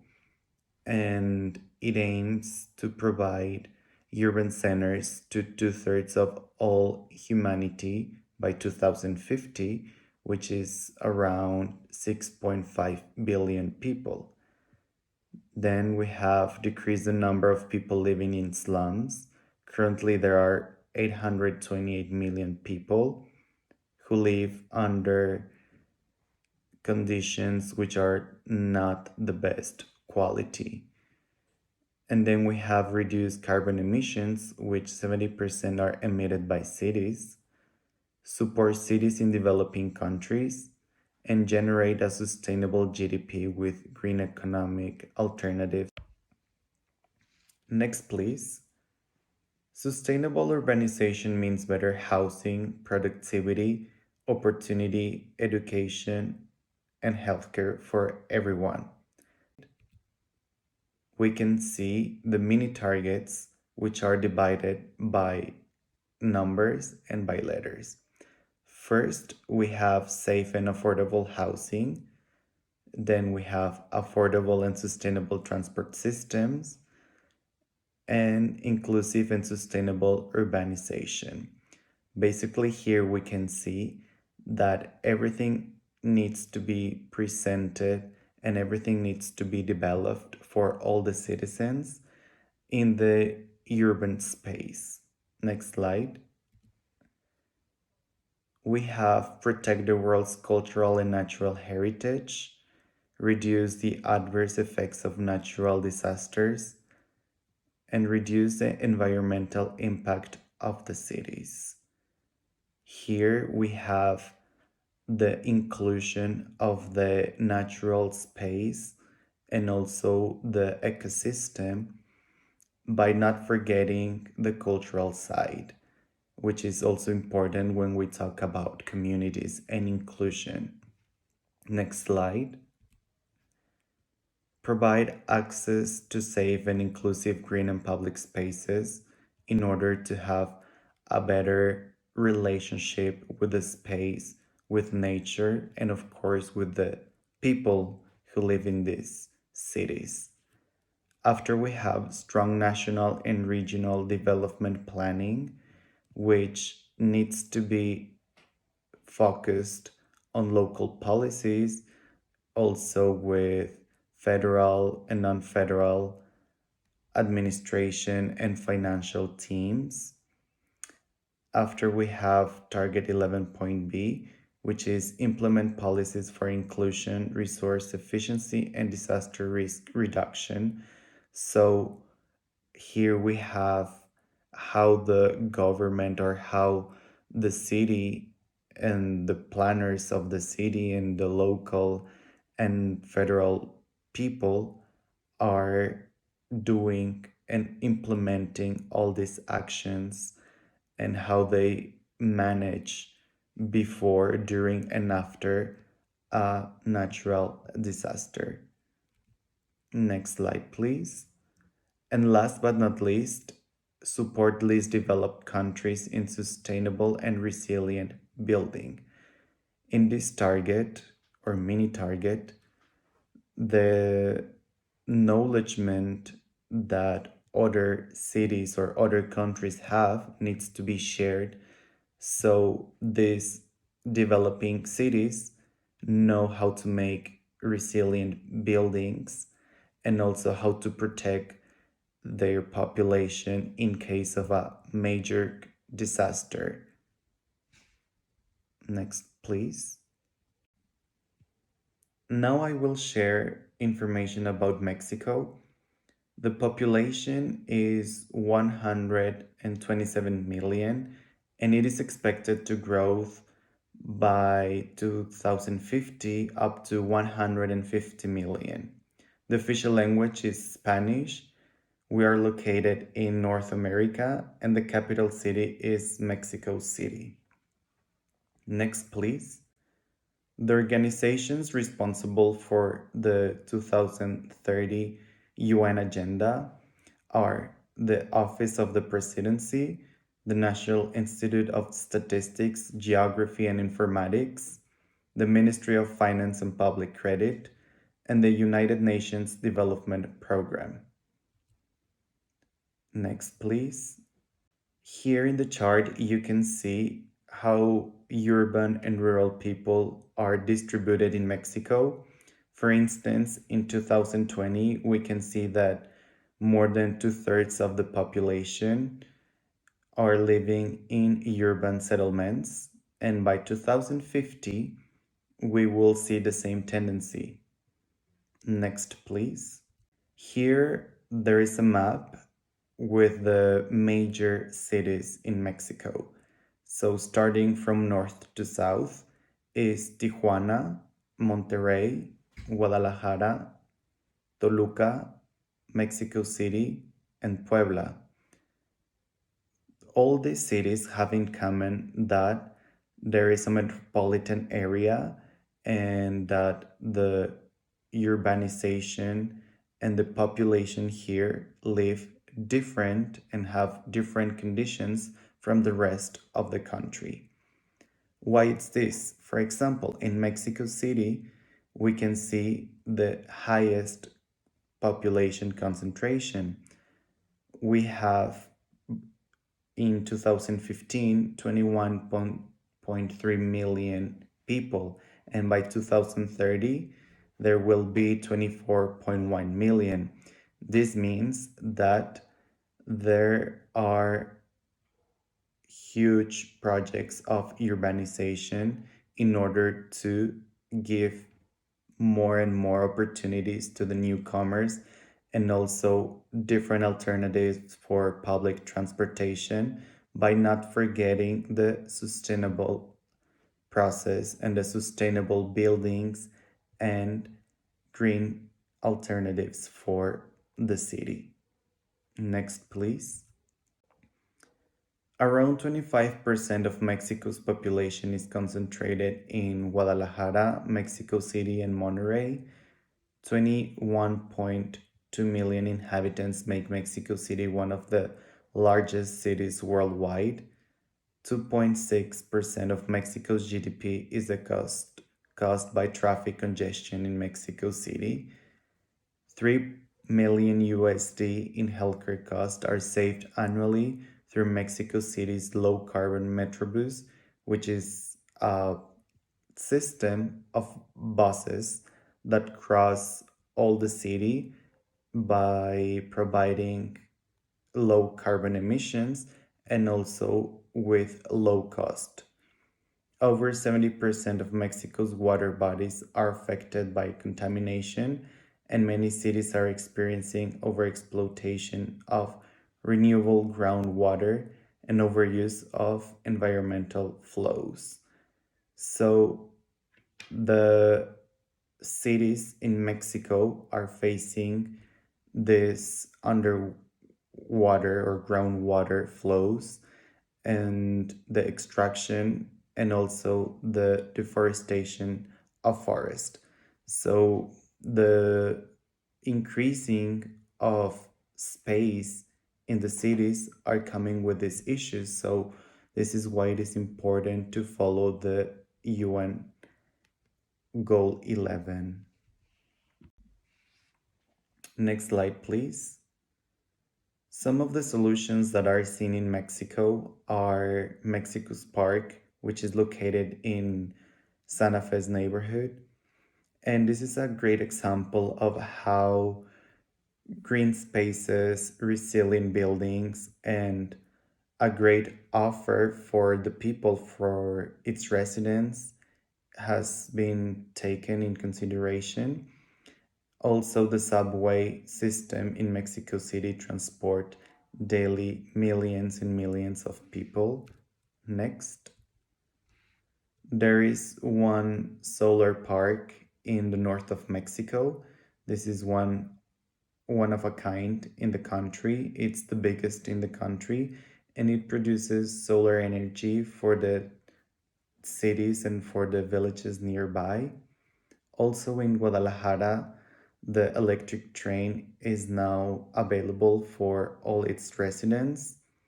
And in Mexico City, there is EcoBici that provides bicycles for everyone in Mexico City, so you can easily reach your work, the university, or different touristic places. Next slide. And I would like to mention the Guelaguetza. This is a festival that is celebrated every July in the south of Mexico, in the state of Oaxaca, and it means offering in one of the native languages. Why I decided to add this slide? Because there are so many indigenous communities and aboriginal and ethnic groups. So this is a great example of how Mexico is also supporting local communities in order to show and represent yearly and represent their voice through this festival. Also, there are some projects that include the renovation of the historical buildings in the city of Oaxaca, also the transportation and the highways in order to connect the different regions and the different towns to the main city of Oaxaca. And also, it gives a great example of how the main government or the federal government is supporting these communities through inclusivity, resilience, because those communities have sometimes different houses which are not secure when a disaster comes. And also, it's giving more and more inclusivity for the different residents of Mexico. Next slide, please. Question number 1. What are the new aspects and new strategy to achieve Goal 11 in Mexico? The first one is that a national development plan has been created by the President of the Republic, and it starts from 2019 to 2024. Why? Because the administration of the President, Andrés Manuel López Obrador, will be in charge of this plan, and it aims to support and to coordinate the accomplishment of the different goals from the UN agenda. Also, this National Council is made up of 19 ministries of state, 7 non-sectorized institutions, 2 autonomous bodies, and 20 more members from independent institutions and organisms.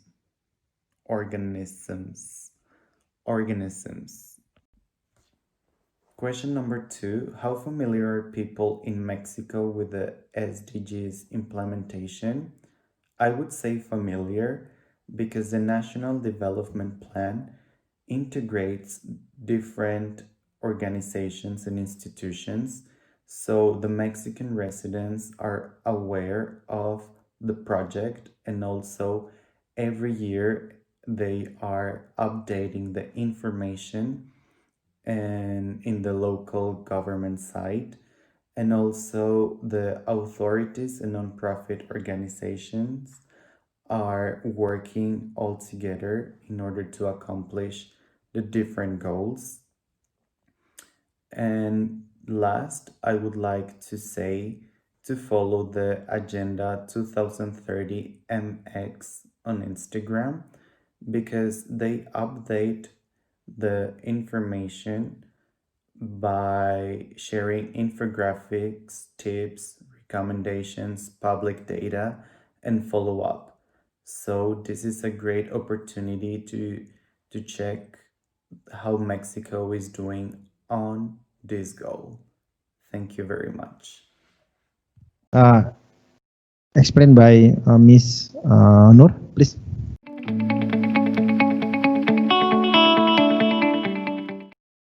Okay, good morning, ladies and gentlemen. Thank you for your time and thank you for this opportunity to me because I can talk in this webinar as a one of presenter. My name is Nur Hadiyati. I'm a lecturer of Universitas Internasional Batam Law Faculty. I'm also a secretary of Master of Law program. Today I will talk about legal protection of personal data in e-commerce, in electronical commercial. Why I only talk about e-commerce because if we talk about personal data and the protection of it, it will be a broad discussion. Before me, there's a one presenter said the challenge of to build smart city is about cyber risks, cyber security risks, and what happened to your personal data is included in there. There's such thing happen, bad thing happen with your personal data, like data breach or data leak. Why is it important to talk about data breach or data leak? Because from data breach will lead to another crime. When a data breach occurs, Hackers gain access to personally identifiable information that can be sold to criminals and used to commit identity fraud. So to make a simple from my explanation, when data breach happen, someone without your permission can pretend to be you and can do something that you don't actually want to do, like buying, approval transaction, and etc. Actually, the average total cost of a data breach incident is like a 3.62 millions, and the average cost per individual record loss or compromise is like $150. Such a big number. Okay, in this slide, first we talk about what is e-commerce. E-commerce is short for electronic commerce. It refers to the activity of buying or selling products or service over the internet. With the help of internet, people can buy and sell virtually everything: book, electronic, apparel, software, furniture. Anytime, everywhere. There are several types of e-commerce like a business to consumer, consumer to consumer, business to business, mobile commerce, or forum commerce. Okay, in this slide is to show all of you how e-commerce now play a vital role in our daily life. Over the years, e-commerce has evolved in a proven way, and for information during COVID-19, in the week ending June 14, online traffic across 20 different industries increased by 10.2% compared to the reference or previous period. And for the calculation, maybe online transaction increased by 32.9% compared to the index period. And in this slide is explained the report presents statistics and trends about e-commerce since 2014 and also give estimate of the future e-commerce up to 2023. So it's like a cumulative data over the most recently tracked period, anticipate an increase globally. Also in this slide is show how e-commerce developed, but this is what happened in Indonesia. The slide talk about how they increase the revenue and the user year by year.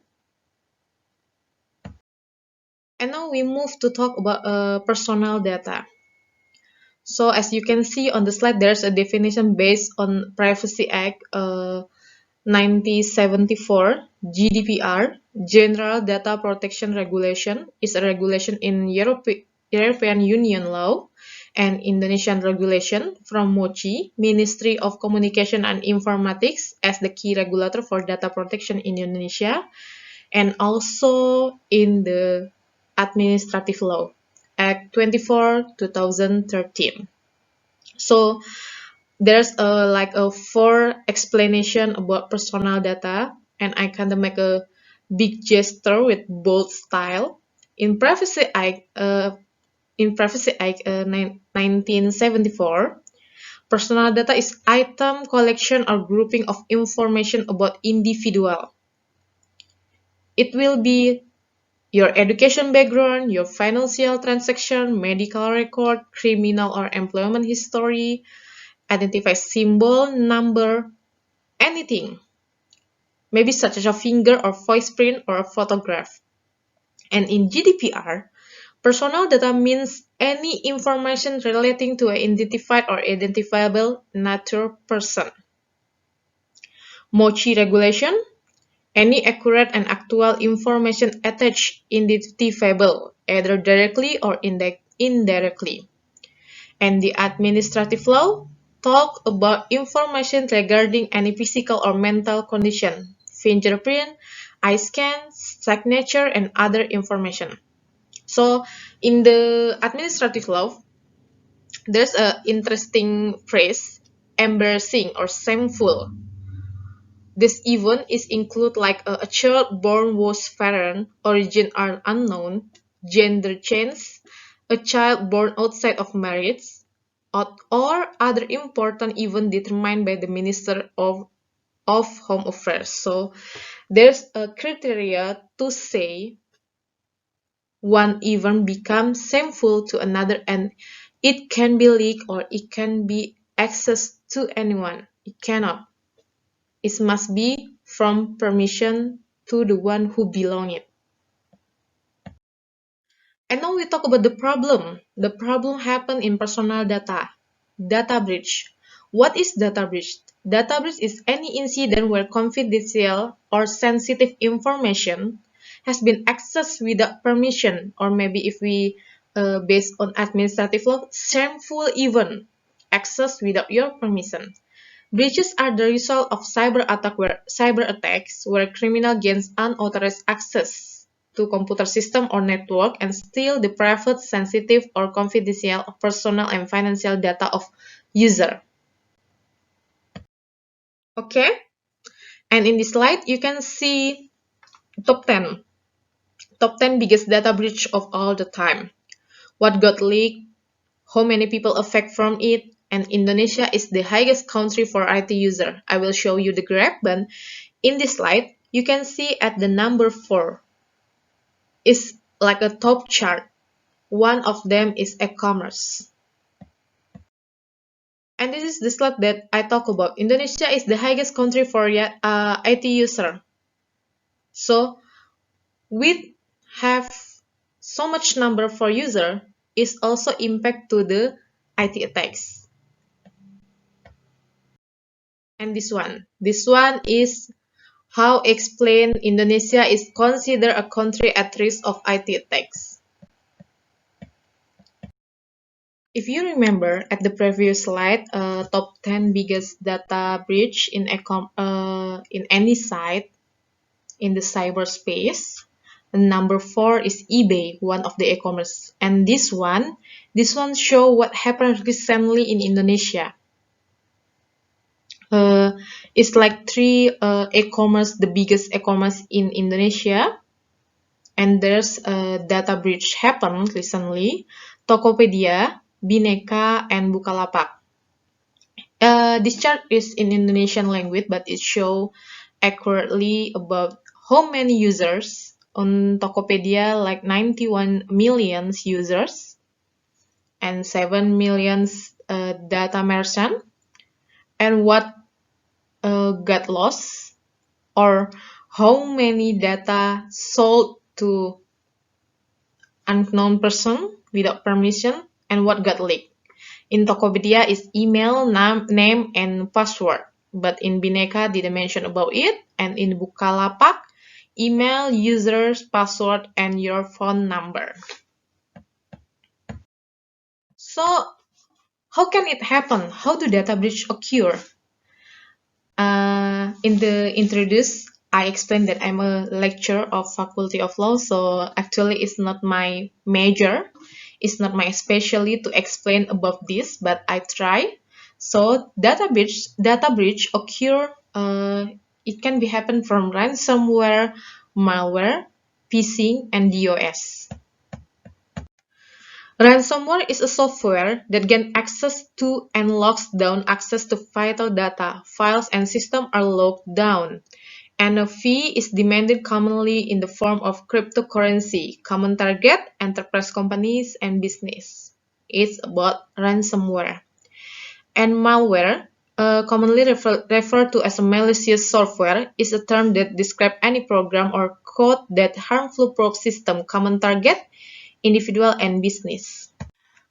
Okay, talk about ransomware and malware. If you remember what happened a year ago, 2019, maybe 2019 or 2018, Indonesia have attacked from ransomware or malware or something like that. The name is WannaCry. It's attacked the data in hospital, 2 biggest hospital in Jakarta. And recently, when I searched about ransomware and malware in Indonesia, there's happened also in one company, Honda. So if you search on Google about ransomware and malware in Indonesia, the most headline that you can see is Indonesia very risks of ransomware or malware, or Indonesia is favored to attack from ransomware or malware. Indonesia is the second country have highest risiko about ransomware and malware, something like that. We move to the third method about how do data breach occur, phishing. Phishing are the most common way hackers gain access to sensitive or confidential information. Phishing involves sending fraudulent email that appear to be from a reputable company, with the goal of deceiving recipient into either clicking on a malicious email or link that attach on the email, or maybe on your mobile phone message. Common target, individual and business. So if you receive email, and if in that email make a comment to you or click something, make sure please that the links is correct one. Or if they want to make you make a payment, please make sure about the information, because recently something happened to me. In my email, I'm already not used Apple like 2 or 3 years, but I got the email. It's notified me about my ID in the Apple Store buying something. So I just sense that there's something wrong with that. Phishing is the common way, and it can be happen to everyone.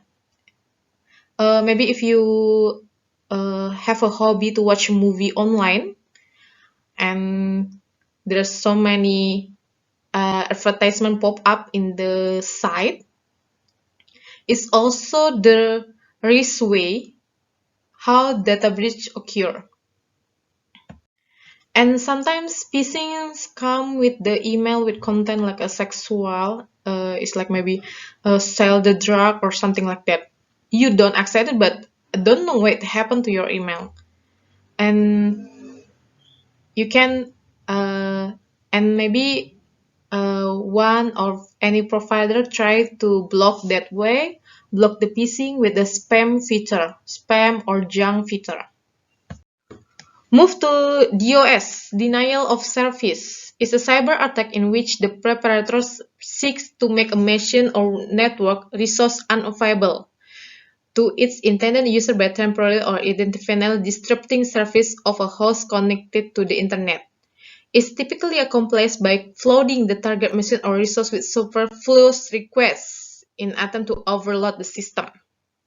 So DOS, or denial of service, is like a flooding command. Access it continually, so the one who actually want to access cannot access. It's like a flooding the command. The common target is site or service hosted in a high-profile web server such a bank. Finally, we talk about data protection. We talk about the object e-commercial. We talk about the personal data, and we talk about data breach, the problem, and now we talk about the solution, data protection. The process of safeguarding important information from corruption, compromise, or loss. Okay, now we talk about the history of data protection. Maybe this history, especially talking about GDPR, General Data Protection Regulation, a European Union law, as a compass of to other countries when talk about data protection. It start at 1890. Two United States lawyers, Samuel De Warrens and Louis Brandeis, write the right to privacy. So in the article, they argue about the right to be left alone. The right to be left alone using the press is as a definition of privacy is in 1890. After that, 1948, the Universal Declaration of Human Rights is adopted. And if I'm not wrong, there are also a regulation about data protection besides GDPR. Californian Act is the newest one. Maybe you can search about it.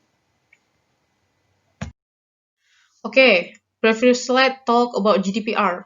Longest way start from 1890 till now.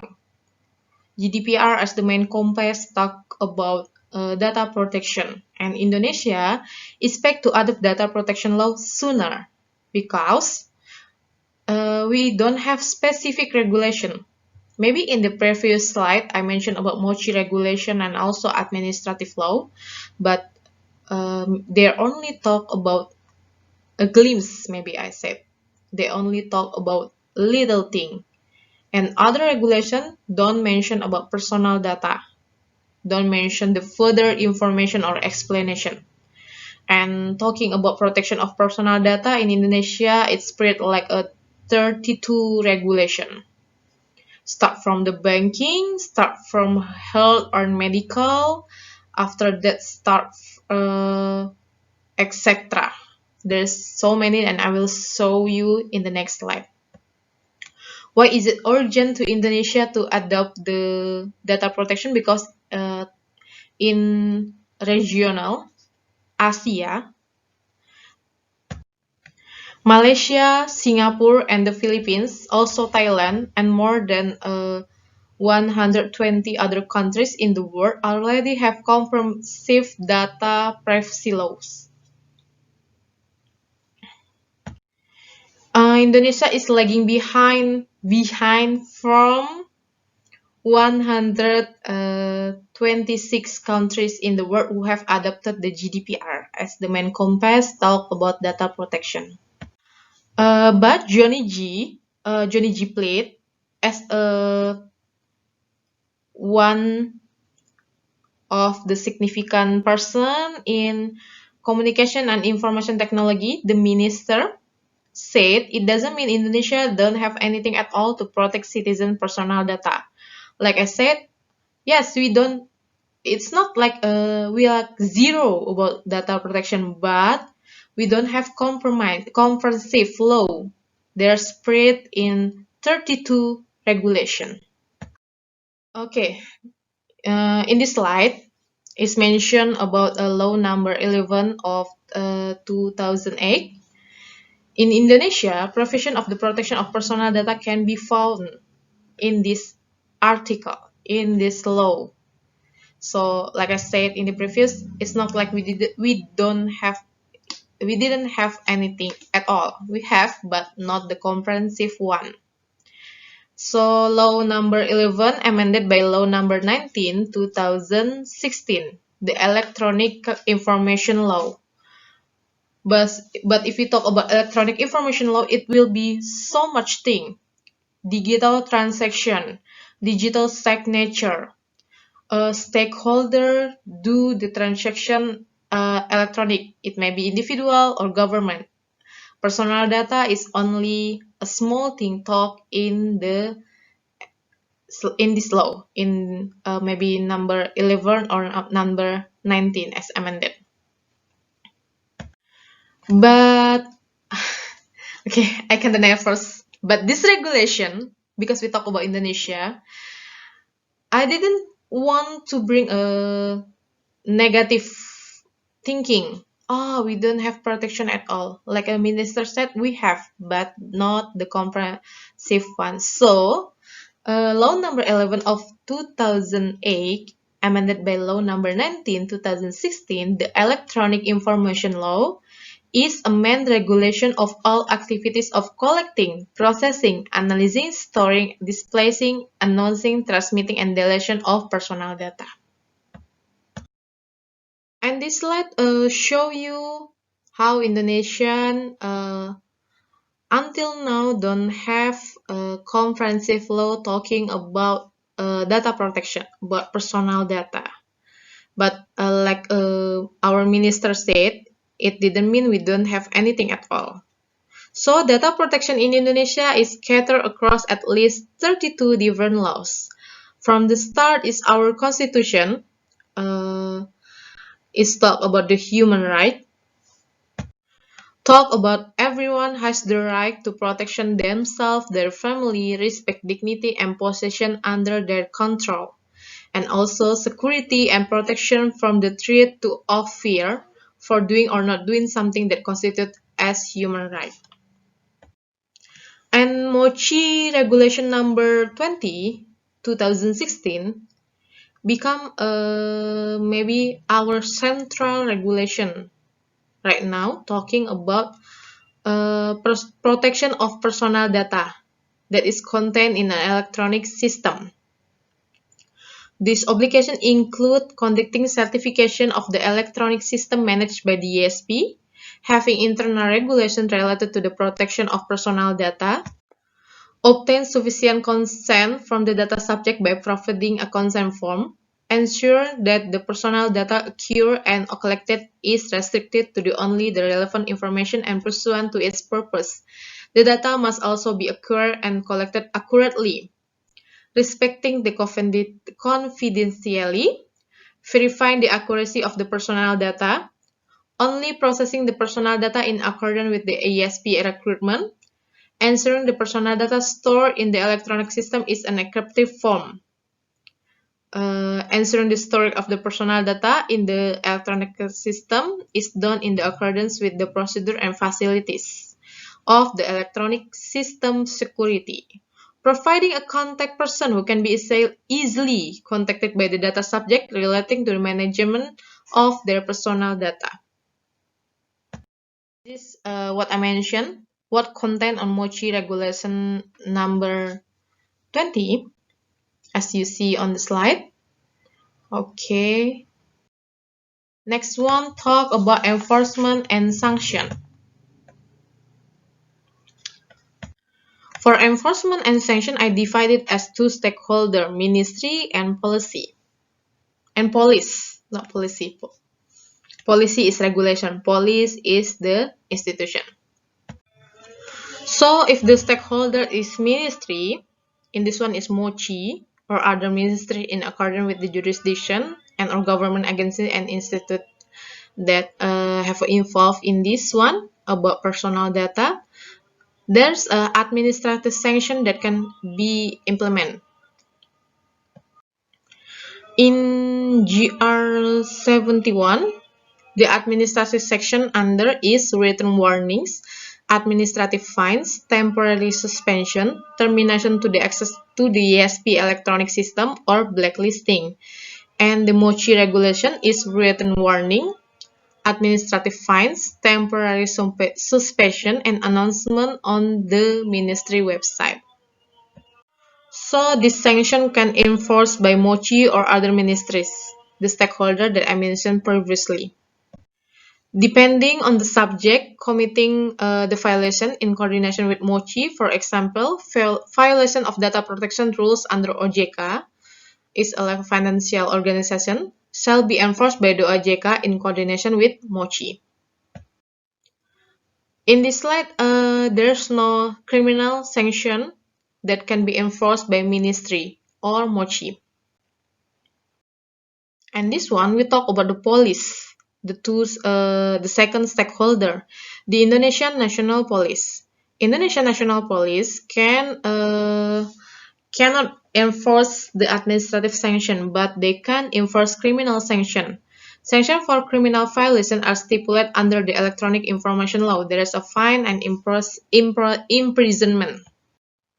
First, in the Electronic Information Law, there's a fines like 600 million rupiah till 800 million rupiah, and 4 to 8 years imprisonment for unlawful access.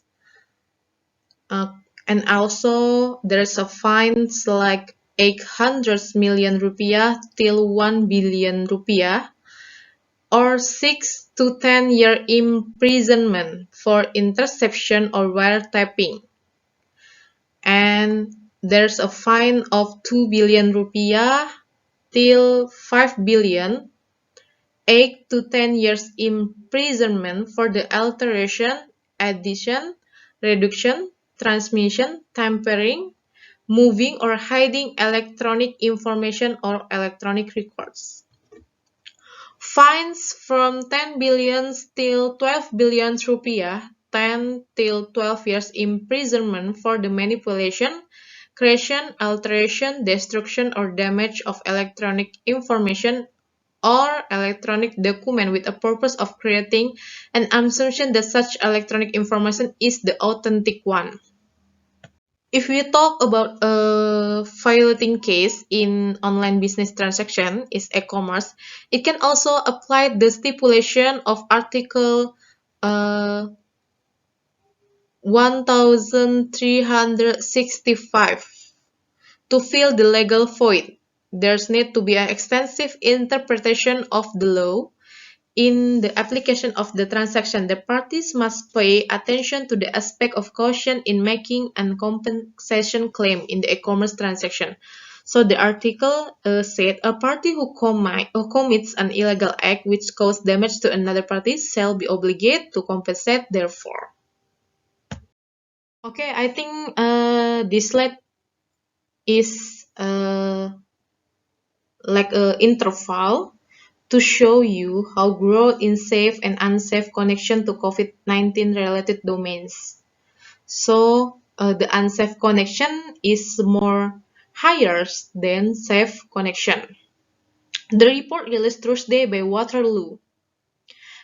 Overall internet traffic grew by more than 40% between 1 February till 19 April, with almost all the increase occurring in March and April. If data breach happen, so in situation like that, data controller can be considered to have become aware of data breach. And the next step, data breach notification shall be fulfilled with the 72 hours in accordance with GDPR or 14 days for data subject notification under Indonesian law Muci Regulation 20. So we talk about Tokopedia. When the data controller already suspect maybe it's like a data breach. Data breach happened in our companies. 14 days, they must notify the user according to Indonesian law Muci Regulation number 20. And if we talk about GDPR, it's more fast, I think, 72 hours to notify the users. And this slide talking about several things you can do to identify and avoid cyber threats. It's what you can do as a users. First, only using trusted source, not providing security, personal, or financial information while responding to online communication. It's my personal things, but I'm very carefully with the online survey that include my name or date of birth or something like that. I'm prefer to choose the anonymous survey or only include the initial name. And the third one you can do is not clicking on link or opening attachment content in isolated, suspicious, or non-regular emails that you receive. Okay, and this is what you can do as data controller. First, all information or indication relating cyber threat should be promptly reported to a team. So talk as a team, work it as a team, established in order to address said incident, particularly determination of whether or not cyber threat has occurred. Assessment of risk should be made, and notification of the relevant authorities followed by the relevant individual concerned. And this one is in Indonesia, talking about cyber police. The feature is website to make a report if you become a victim of cybercrime. What you can do, first collect the evidence, come to the police and directly to the department that handle of it, and they will answer several questions. You answer it and make a report and wait for the next notification. Okay, this slide. I'm really like this feature. I'm actually know it from my senior. He is a lawyer of maybe the biggest, not the biggest, one of the biggest law firm in Jakarta. He introduced to me this platform, monitorfirefox.com. So if you've been part of online data breach, you can know it. To access it, it's only simple, only to put my email in there, and after that, I will see several potency of data breach linked to my account. Okay, I think that's all from my explanation about legal framework of data protection. About your personal data must be protection, must be keep in guard and keep in safe. I hope this presentation will arise our knowledge and awareness about the importance to protect your personal data. Thank you so much. Terima kasih. Okay, thank you so much for the question for me. What action can we do to establish sustainable industrial cities? What action can we do? I will first explain the legal theory, the enforce of legal theory by L.M. Friedman. It talks about three main points that we must concern. I think it works in law and it also works to everything. We must concern about the structure, the person that include in establish sustainable industrial cities, governments, citizens, and organization. And the first that we must concern is about substance, the regulation. And the third is about structure, substance, and culture. How the citizens, how the society have a perspective, the importance to establish sustainable industrial cities. That's for my first answer to the first question. And the second one, why are the SDGs goal are number? Actually, the goal begins with the number one, no poverties. It to mark the continuance of the MDGs, Millennium Development Goals. And end with the goal 17, partnership for the goals is to emphasize a continued commitment to work together in order to achieve progress for all. But the order is not like hierarchy. They integrate one to others. They are not dependent, but interdependent. So, if you reach one goal, you can also talk about another goal, something like that. Okay, that's for my answer. I hope it enlightened you. Thank you so much.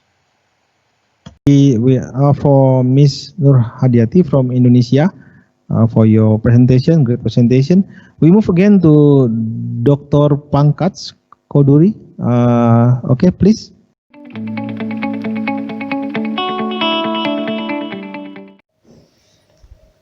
Good morning everyone.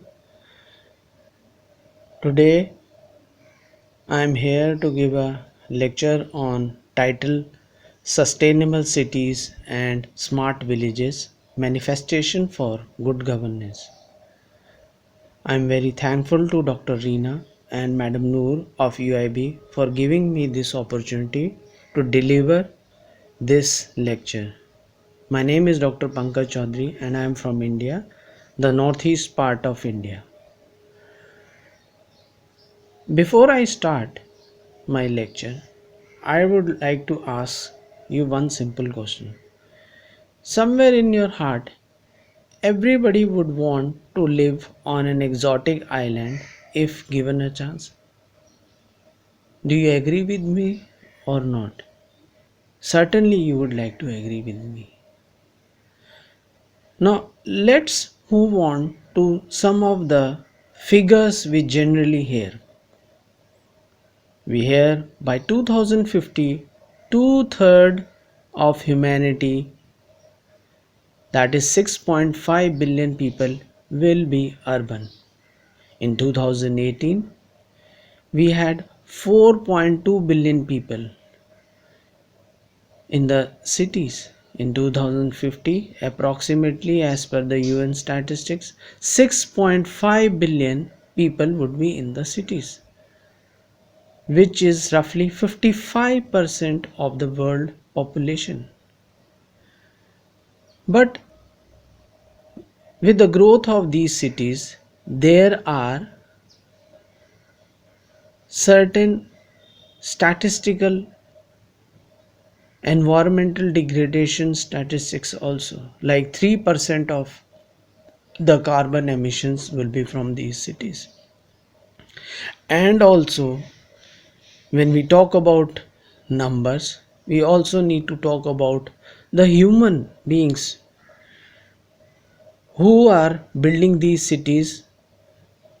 The talk is of the haves and have nots, like the poor people who are going to build these cities.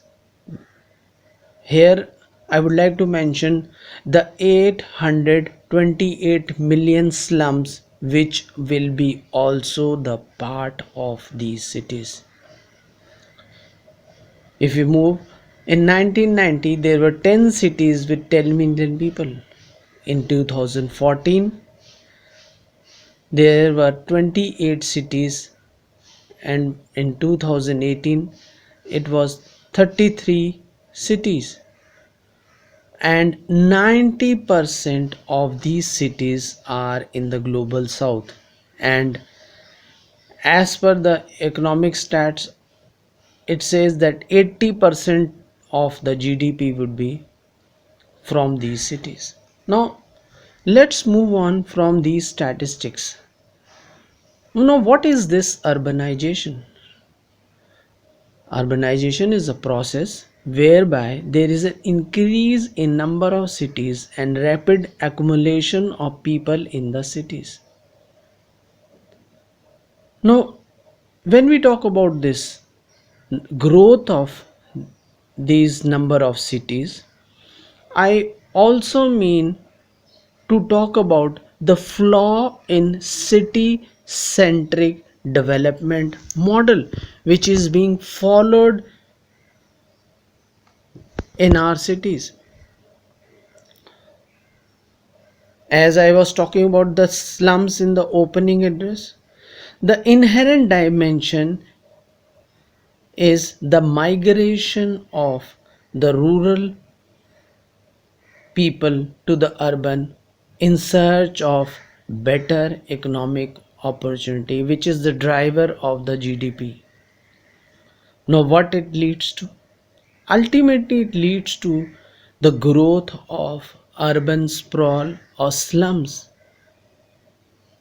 and indirectly it also juxtaposed with the environment. Now this is what is the negative trends of the growth of these cities. Next, the challenges of urbanization.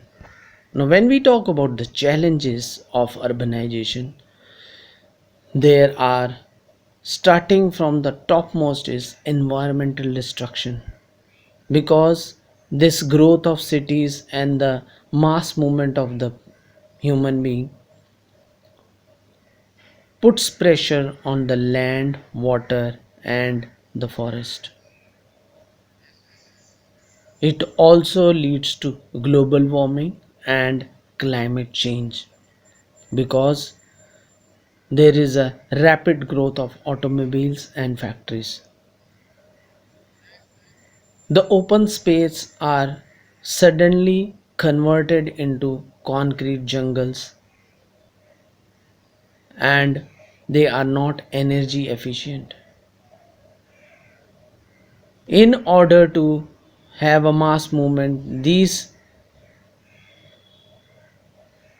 the migration of these people also leads to traffic congestion, because there is no policy for the public transport. The air pollution is suddenly on the rise. The smog of New Delhi is one of the best example to cite the rapid growth of this urbanization following a development city model. There is a crisis of water, crisis of energy because the energy demand increases. Then there are governance challenges because the model which we follow is top to bottom approach. What is the need of the lower strata of the society? We never understand what they want. The water crisis, we never thought about the recharge, reuse or recycle of the water. For the energy, we never thought about the renewable energies also, like wind energy, geothermal energy, and solar energy, and so on and so forth. The automobile industry growth looks fine, the growth of the GDP, but somewhere down the lane we forget that there is also a need of public transport, the mass rapid transportation system. Next, we move on to the smart cities. This is a fantabulous term which is being used everywhere in the global south, like India. We have the project of these smart cities. Now, where did it came from? In 2015, United General Assembly passed the SDG models, which had the certain goals to meet, to achieve, and smart city, sustainable city is one of them. Sustainable goal number 11, the sustainable cities and communities. Now my question is it a necessity? The international instrument at work is the one which is taking care of this. Now this is a question of more politics rather a socio-economic parameters. So as till now we have understood, I would also like to say it is a corporate business model which is being imposed on developing countries. Now, what are the components of the smart city? If we go into the physical component, water, waste management, transport, communication, energy, and buildings. When we move towards the economic model, it is PPA, service, consumer, financial, institution, macro and micro institutions. When we move towards the governance, the regulatory mechanism to have this model, the growth of e-governance based on ICT, public participation model, or the model based on the community participative model. Then the social component, which talks about the education, health, recreation, culture, green and open spaces, and entertainment. But my question in this is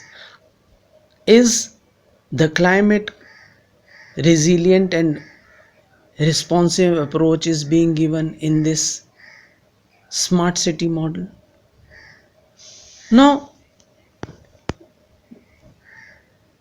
we have, when we go to the statistics, doubts about this. Next, when we talk about these cities, we also need to understand from the developing country perspective that most of the population lives in smart villages. I believe there needs to be a balanced growth, because if I cite you the example of India, where the still the population lives in villages. In India, there are 610 districts where 60 lakh or villages. There are 60 lakh villages. Of this, 800 million people live still in villages. Now, here I would like to talk about the smart agriculture. If we put emphasis on smart farming, that means the quality crops, better road infrastructure to give connectivity, smart water supply, which means recharging of the groundwater, reuse, which I was talking about, the reuse, recharge, recycle, then use of drip irrigation, then smart sanitization, which have a secondary effect on health facility, and the Swachh Bharat Abhiyan, which is being started by the government of India, is one of them. Then educational hubs like virtual hubs, and it will also have the online classes, the disaster management to take care by the GIS, then livestock breeding.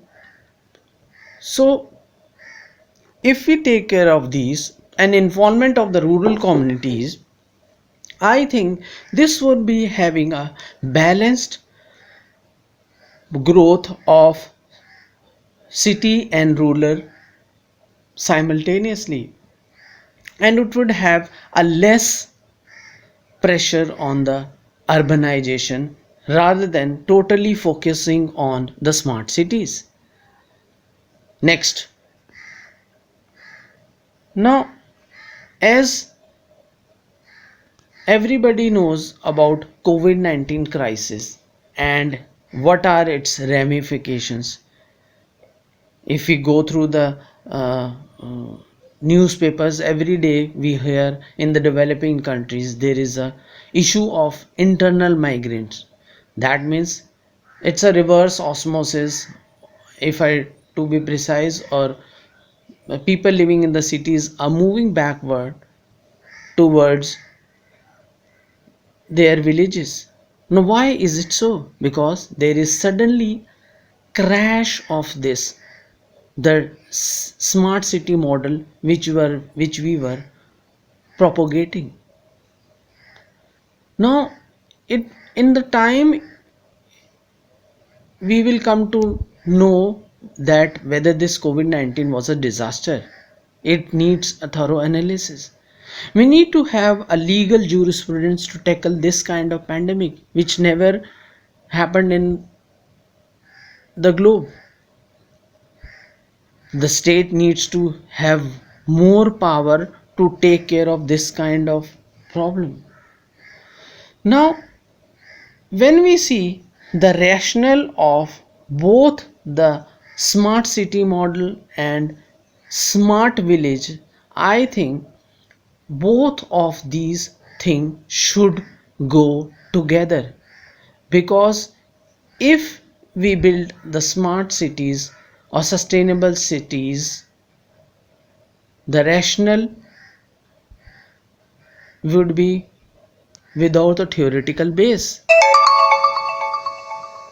The model which we are approaching is technocratic, no genuine answer to it. Their needs of balanced development has to be there. We need to understand the phenomena behind this. Now, in order to give more insight to this, I would give you example of two cities of India, that is Guwahati and Bhubaneswar.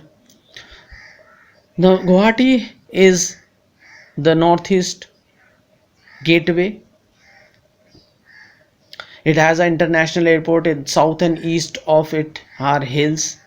It had water bodies, From 2011, 1 million, that is 264 square kilometer, or that is 8.7% growth was there. In 1971 to 2001, it was just having less than 1 million.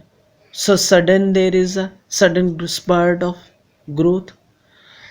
But we forget that 31% of the people are still living below poverty line, and moreover it's a seismic zone 5.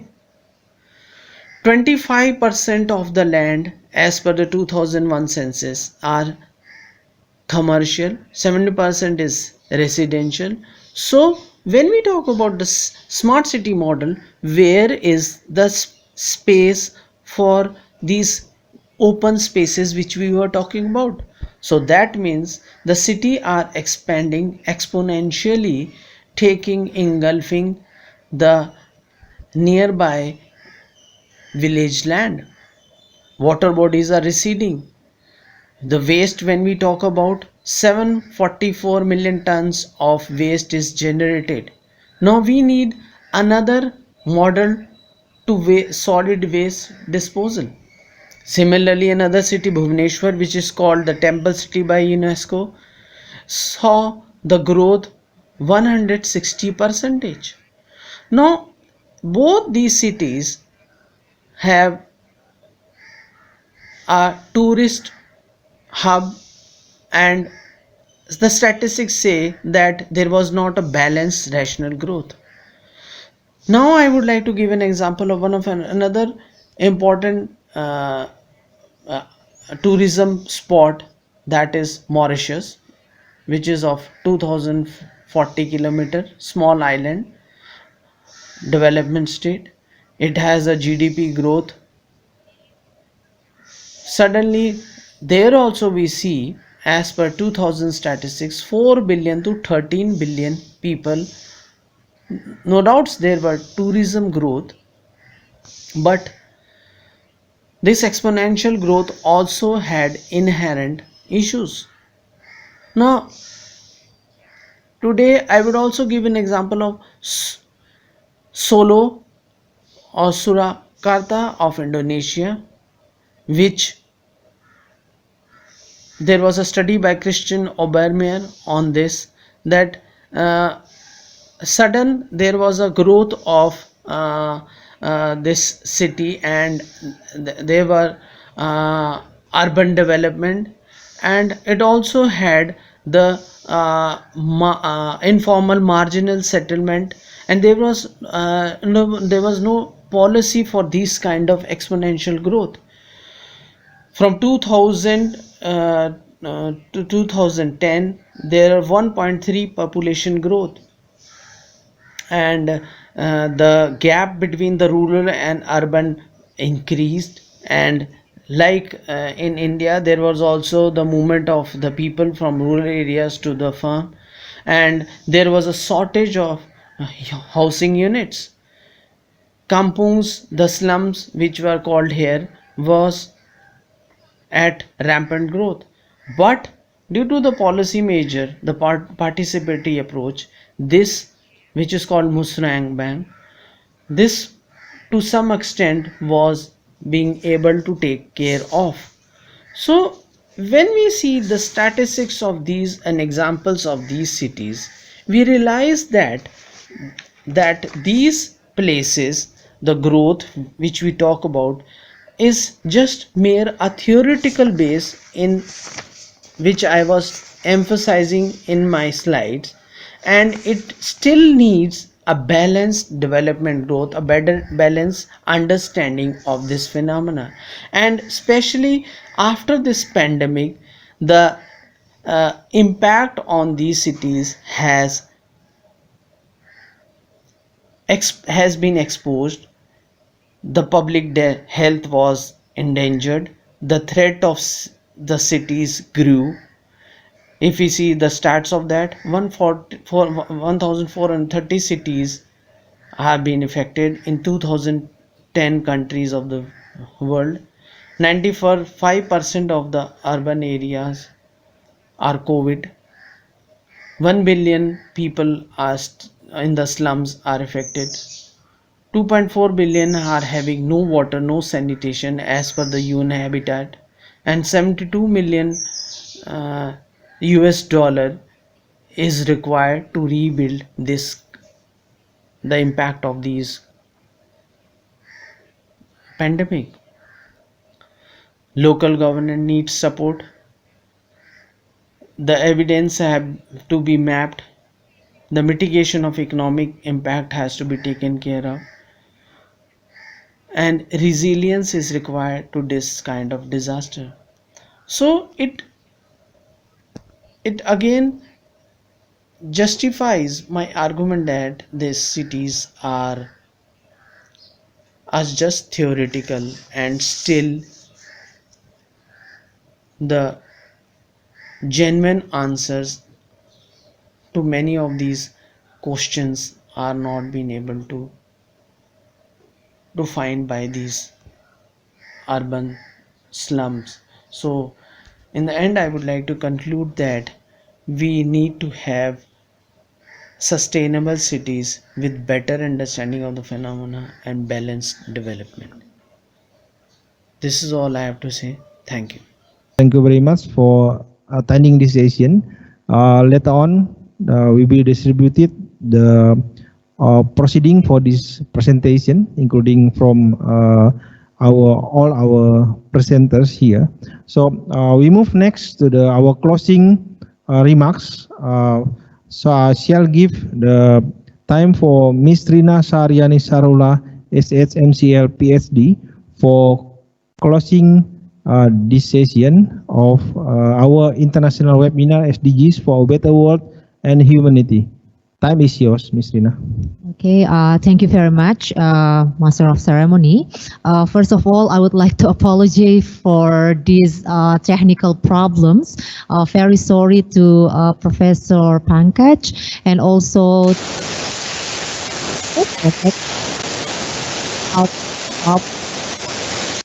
via our systems.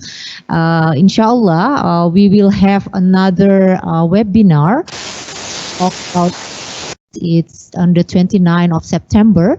If you still like to join with the same goals, we will put you in that webinar. Again, I'm very sorry about these technical problems.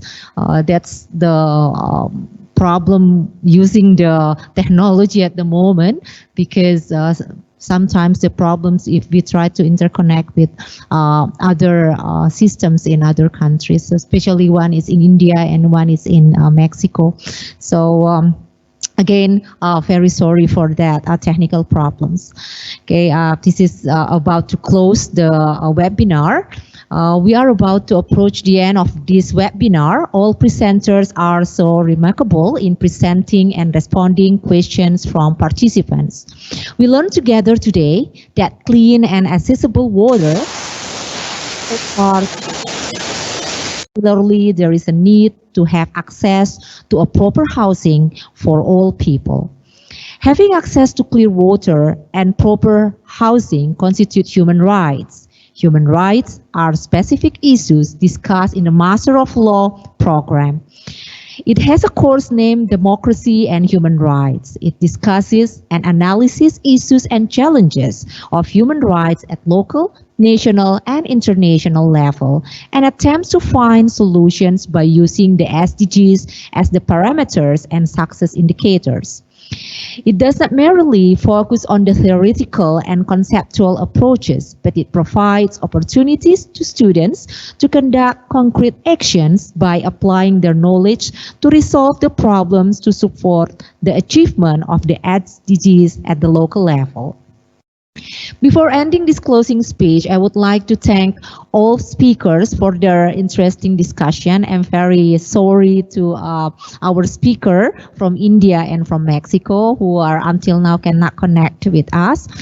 I also thank the Master of Ceremony, the IT team who works behind the screen to ensure that no troubles occurring during this webinar. Although, you know, we have troubles because we cannot connect with the two speakers from India and from Mexico. Last but not least, all participants who are still joining this webinar until the end. Thank you so much, and I expect you to join us again next month to discuss other goals of the SDGs. Please stay safe, healthy, and happy. Thank you very much, and I would like to hand this mic over to the Master of Ceremony. All right. Thank you very much. That's the closing remarks from Miss Rina for our session of international webinar SDGs for a better world and humanity. Thanks again for all participants. Have a great day. Thank you.